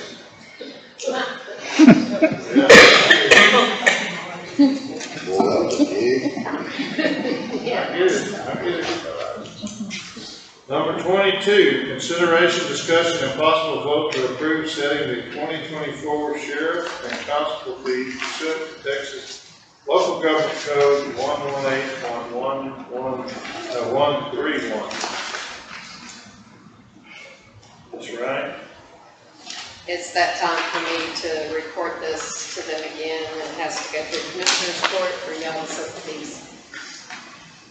Has the legislature authorized raising any of our fees? Are you proposing the same fees that we had? Yeah. Proposing the same. I'll make that motion to leave it. I have a motion by Commissioner Natuno and a second by Commissioner Brandon to leave the fees the same and adopt, reauthorize them the same as they were last year. Any questions or comments? All in favor, say aye. Any opposed? The ayes have it, it's unanimous, 9-0.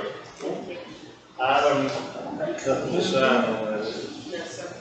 Item number 23, consideration, discussion, and possible vote concerning the plat by Live Water Farms / Robbie Flack for variance on property located on Lake Pool Road.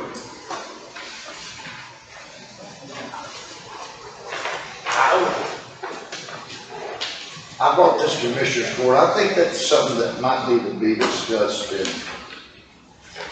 executive session.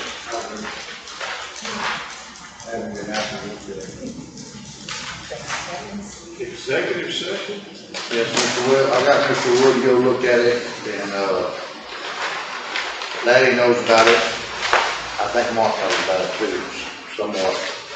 Well, how's it fit into executive session? It's either gotta be, we're planning on buying this land? No. It's not a purchase of Okay, land? I'm gonna put it out there. Go on, put it out there. Okay. When I grew up, you know, I grew up there all my life. There was no oil wells out there, gas wells or some kind of wells. I'm very familiar with it. Right across, it starts at T.A. Mullins, right across the road, old T.A. Mullins old place, and it goes all the way down to the cemetery. Well, there were some big tanks out there. And I remember a guy was going to purchase one time at a tax sale. Well, he was afraid to purchase at a tax sale because these tanks was leaking. So, a woman brought this to my attention that works for the county, works in the permitting office last Monday, or Monday a week ago. And she said, hey, you know that there's some property for sale on Lake Pool Road. I said, no. So she showed me what was on the internet for sale. Showed me who was selling it. So I called the lady on the phone, and I said, what did you do with X and O? She said, well, we had somebody dispose of the tanks. I said, what about the cleanup around? We hadn't had nothing done yet. And I said, so where are the records to the person who cleaned up the tanks? And where's that landfill, the hazmat landfill they sent it to? I don't know what he did with them. Or he didn't get none. And I said, what about the line that runs between all these properties? She said, then she sent me this stuff you got there. The plats and stuff that she's done. I don't see no line on there nowhere, do you? I don't see no hazmat cleanup down there. Or I don't know what it is, if it's hazmat or not, I don't know. I'm not for sure. And my question was to her, I said, it's on the internet for sale. Oh, I hadn't sold none of it. I said, really? I said, yeah. Yes, she has. She's already sold a couple of them. Well, it looks like there's only 3 pieces. There's another section. There's another page right there. Did you ask her about the shed that was out there that used to be the Gators building, pipes sticking above the ground, and the line of drainage and all that? I asked her a bunch of stuff that she couldn't answer.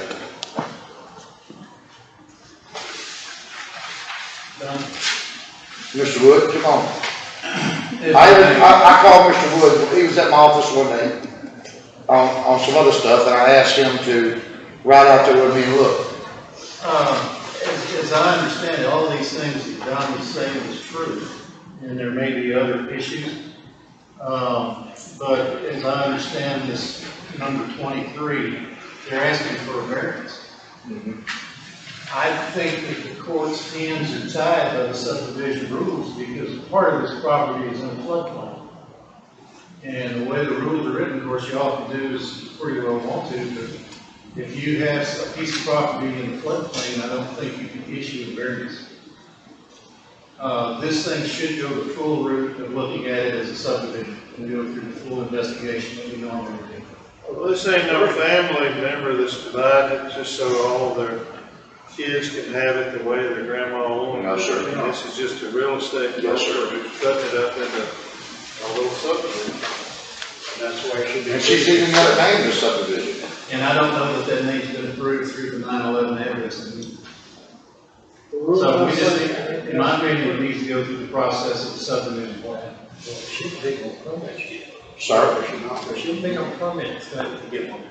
Number one, the main thing I would want to see is I would do something with this until she can provide what happened to the tank, the environmental, because you still got oil and stuff on the ground out there. No question. And we do have a pipeline running through all of that. I had no idea what it is. And see, the thing I asked her was, I asked her if she contacted anybody, and she told me she contacted the railroad commission, they said it was okay. Well, there's pipelines running all over the place. I think we got a subdivision down there that's got a great big pipeline runs right through the middle of it, doesn't it? Yeah, one that's not been terminated. Huh? One that's not been terminated. One that's not been terminated, that's the right thing. This one's been, I mean, you got 4 inclined plane lines sticking up above the ground and a stub out right from it. Tanks out there. Was it just run from one tank to another? No, it was that old leak, all that property. That line I remember was- when Tiger Oil, Was that who it was? way back in the day, because we had a track right across the road, we had minerals. Okay, it was Tiger, I ain't had a check from them in years. but it was Tiger?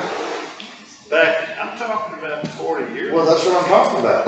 Because I talked to you know Yogi? I call him Yogi. Yeah. He worked for Famcor all them years. Yeah. And I asked Yogi, That was before Famcor. I know, I asked Yogi, I said, was it part of Famcor? And Yogi said, no. He said, Donnie, I don't know who it is.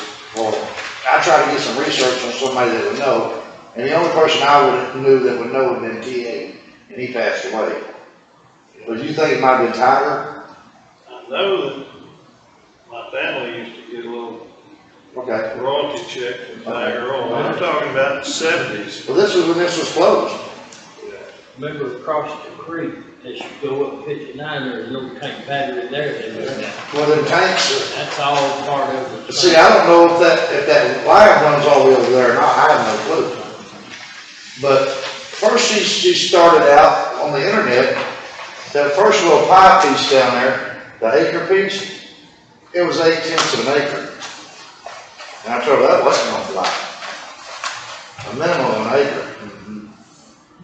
Well, now, as far as Native Go subdivision plat, they got elevations on here that's used to be what we had them put on there.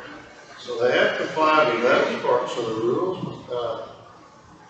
All that, those oil lines and stuff, that's a big concern. And the only thing, and the big concern to me was, everybody out there has gotta have a water well. Not one of them places have, you just have, you said City it. don't serve that. No. Well, that's another thing we got hung up on with this same person. We have to make sure that water and that sort of thing is available. Yeah, they have to have water wells. Every plot of land. They gotta have enough land where they can drill a water well and then, because they don't have city sewer out there either. They'd have to be able to dispose. I don't think you can discharge any of that stuff in the Floodplain. Can you? No. You can't. In good sir, no floodplain. But I just think we need to make them do it under the subdivision rules and regs. They're probably not too too far away, but they're gonna have trouble complying with water and sewer regulations. I didn't realize that. Well, on that one lot maybe, but the other ones, they'd be all right as far as the water. They're like 2.3. Yeah, one of them's 3.1. One of them 6. 6.7, 5.1. So they'll have plenty of room, but, I mean, I think so. But according to what's contaminated in the ground, Yeah, contamination. and that's, she should be out there, get somebody going out there and doing some soil sampling. I asked her that. What she said. She hadn't yet. Well, she sells and they haven't done that, now that you can put on notice, I wouldn't want to be them. Get ready to bill, I wouldn't want to be her. They still have a demo, I mean, you gotta go in there and demo all that stuff out, you can't just leave it there for a computer. That line's gonna rot out one of these days, whatever's in there won't come out. Or be the guy that wants to put a garden in and hits that line, thanks to that. Or drilling the water up. Or drilling the How water. big a pipe is? 4 inch. 4 inch? Something like good posts. Got all that. It wouldn't be yours. That's a lot of volume. They run all over. There's 3 or 4 lines. Anyway, I just want y'all's opinion, man. My biggest concern is the ability to provide water. We have to make sure that that is accessible. so yeah, I get that, but we got rules set in place that keeps these little subdivisions from popping up. And I'm as guilty as the rest of us sitting up there. We've let this stuff happen. Every court, every time somebody comes and they want to develop a piece of property, we let them do it. But at some point. And they've all had water, public water out there. Full of states. She's creating a subdivision. So why not just go through the planning process?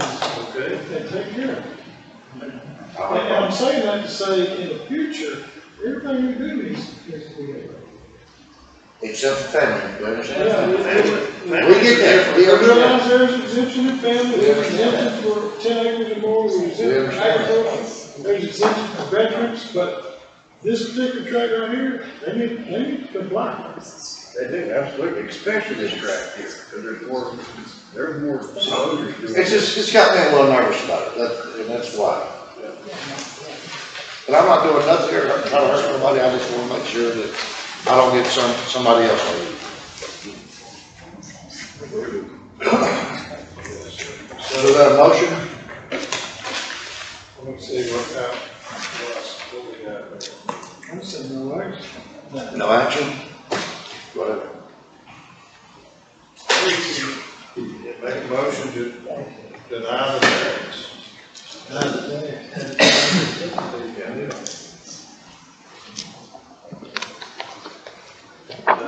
Yeah, I made a motion.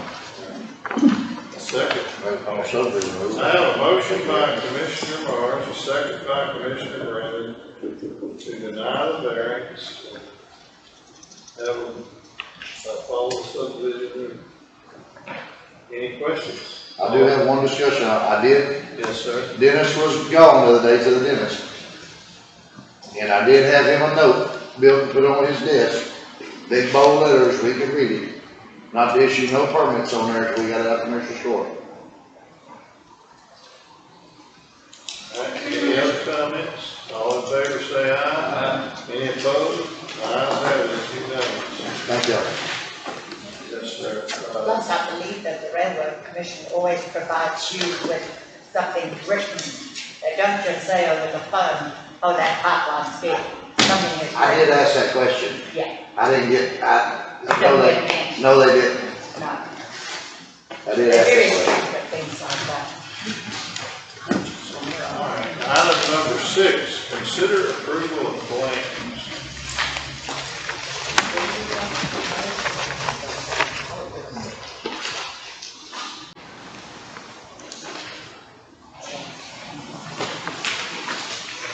Does anybody know the treasurer's office sick? They got the copies, they gotta be paid. Somebody in permits has They got got them. Yeah, she got COVID. COVID. Her and her daughter. So her Is anybody, is there any of them people in that office got it, that why they're not here today? You know? Well, I'll make sure I take Mr. Deter's paper, or Mr. McCoppin's paperwork over there, someone's there.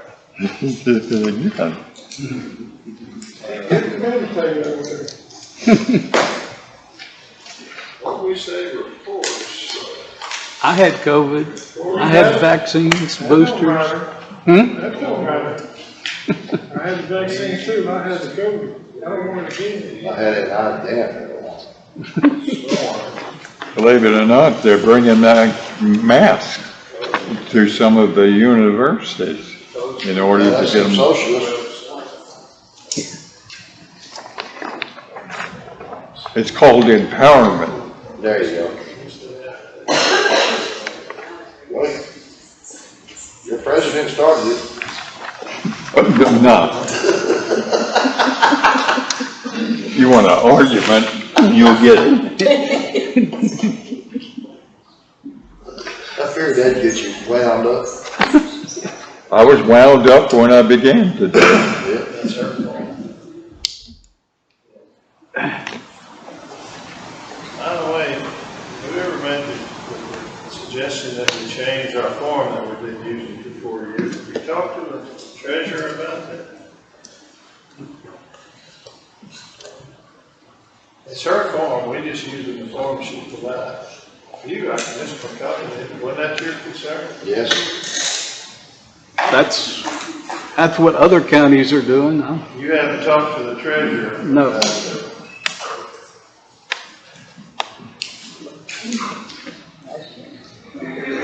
I guess I'll have a conversation. Yeah, you gonna take this over too then? I'm gonna tell him that to you now. No, you got it, I don't want to steal your money. You got a copy too.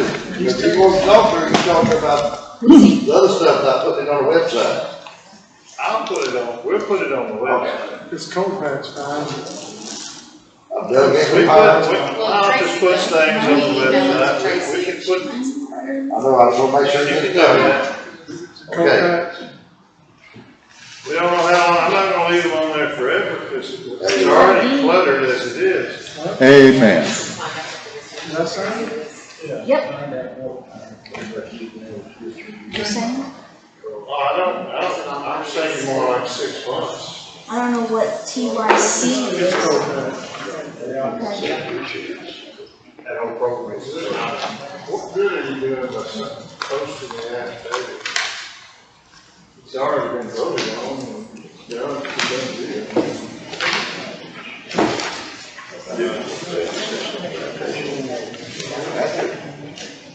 Yes. All right, we're still on the bills.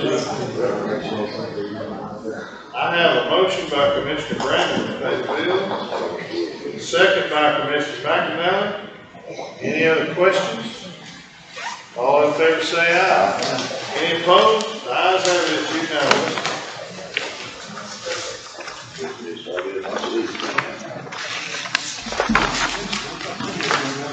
Huh?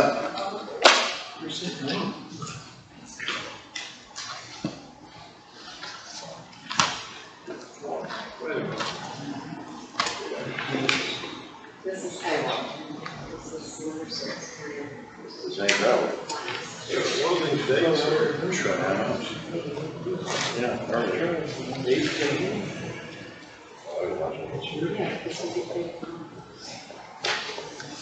Yeah, all right. There's the year. Hey, come on, y'all. What?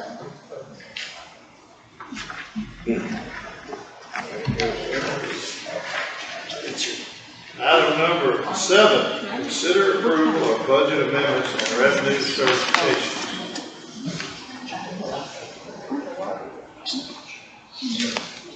Budget, in a perfect world, you would never have a budget amendment, but unfortunately, budget is just an estimation of how we're gonna spend the money. Sometimes we spend more on envelopes than we do on stamps, and sometimes you need more stamps, and when you overspend in one, you gotta take the money from somewhere else. That's all a budget amendment is. It's not any conscious effort to try to fool the public. Sometimes, that's just the way it works.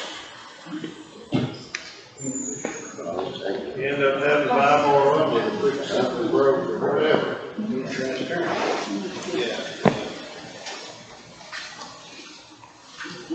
So we have one for $151 at DPS, $600 at extension. I bet that's on travel. Another one, what, it went from, office supplies. Yeah, another 1,000 in extension office, precinct 2, 1,000, precinct 1, $287,411, precinct 1, $86,500, OEM $6,200.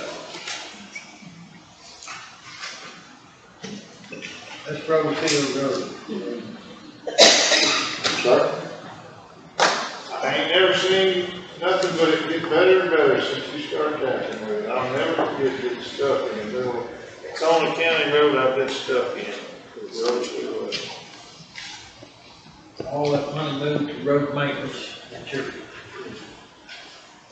That's good. That area's growing. It's about sold out up and down Rosehill, except when you get to the McMurray end.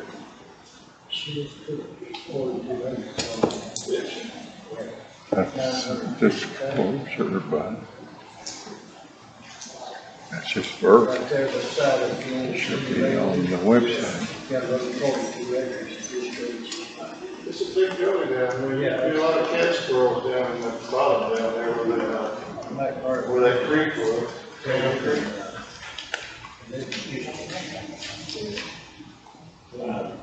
Elevation study.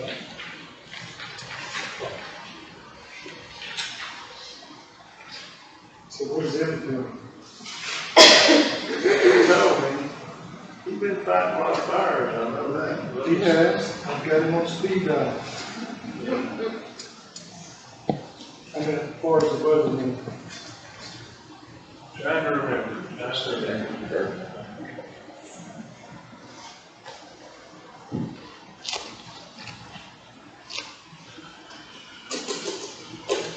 You just talked to me about that.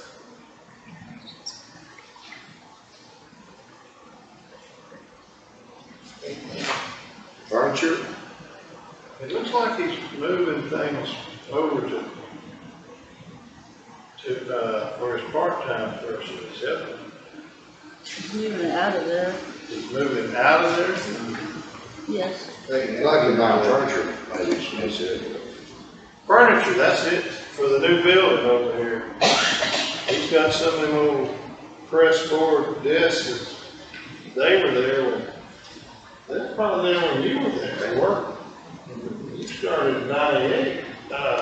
He wants to he's buying some furniture and files and things, because we don't have anything in the budget to supply the new offices in the innovation center. So that's what he's doing, trying to furnish his office with it. I suspect they're blazing away on it over there. I suspect within the next 6 months, they'll be moving over there. I was told, they should be finished by the next month. Still haven't seen air conditioners turned on. I think they're supposed to, did he say next week on it? We'll crank them up December. They got the electrical. Well, part of the reason on the AC, part of the reason on the AC is they didn't want, with all the dust and stuff, with the drywall and tile and everything, they didn't want all the dust and stuff sucked up in the AC.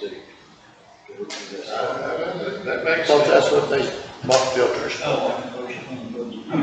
I have a motion by Commissioner McNally, a second by Commissioner Brandon. Any other questions or comments? All in favor say aye. Any opposed? It's unanimous, 5-0. Here we go.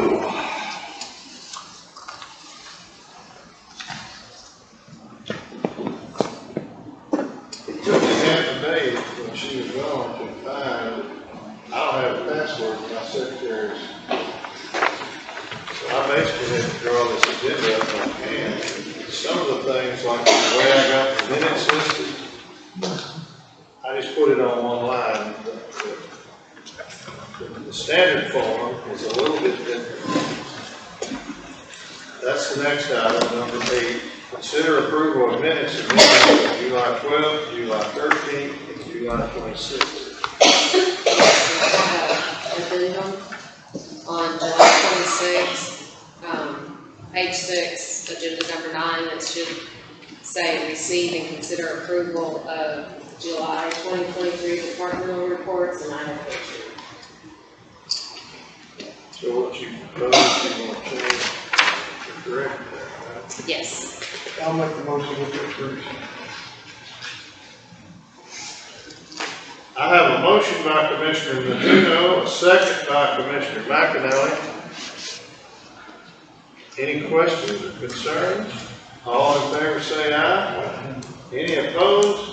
The ayes have it, it's unanimous, 9-0. Number 9, receive and consider approval of August departmental reports. Should that say August? That's what I put, I'm telling you, I typed it all myself. So there's 2 mistakes I made, Mr. McCoppin. There's also another. August, yeah, is it? Is it? August isn't over with. Okay, so it should be July. So I just saw, Oh, yeah?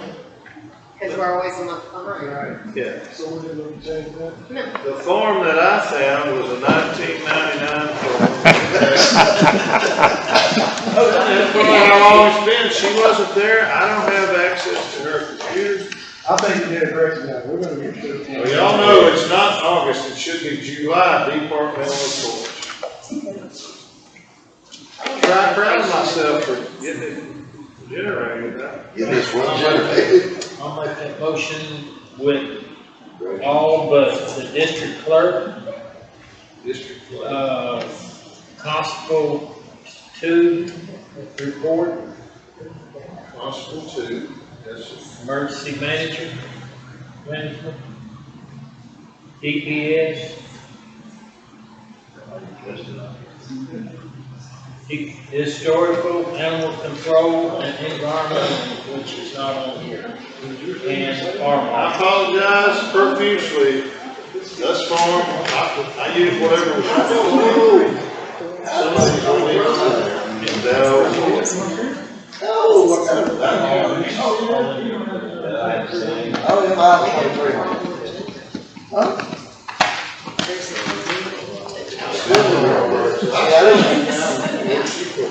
Oh, no, we know. 1999.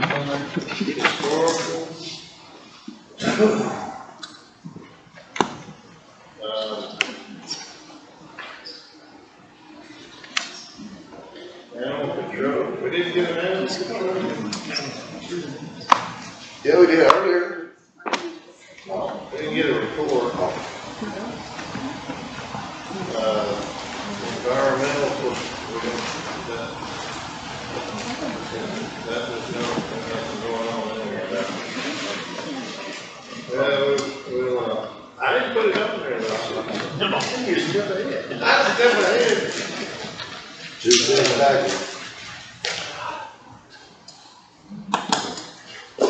I don't remember typing not received down there. Yeah.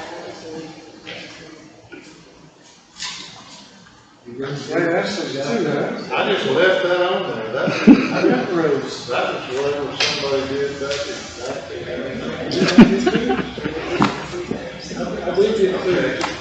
Meeting court. Choose, Yeah, why'd you still run?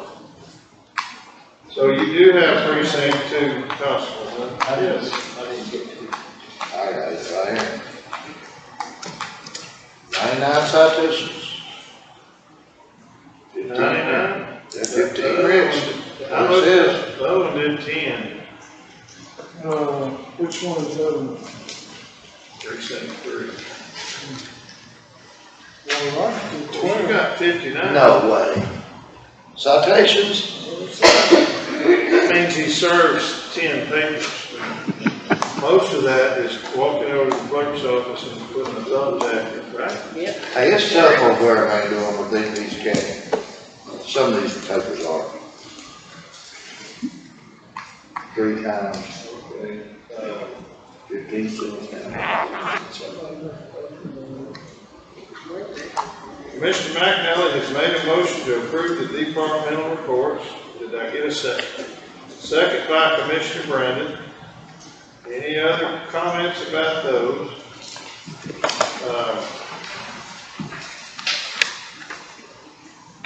If not, all in favor say aye. Any opposed? The ayes have it, it's unanimous, 5-0. Yes, ma'am. There goes executive session personnel. Yep. You better make it hurry, make it quick. Yep.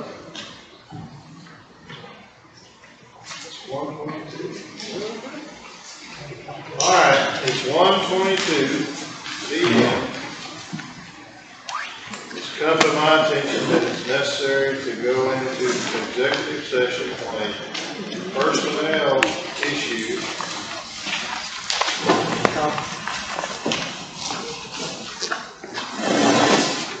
Which would be under Texas Government Code Section 551.074. At this time, we're going to adjourn regular session and go into executive session to discuss a personnel issue that has arisen.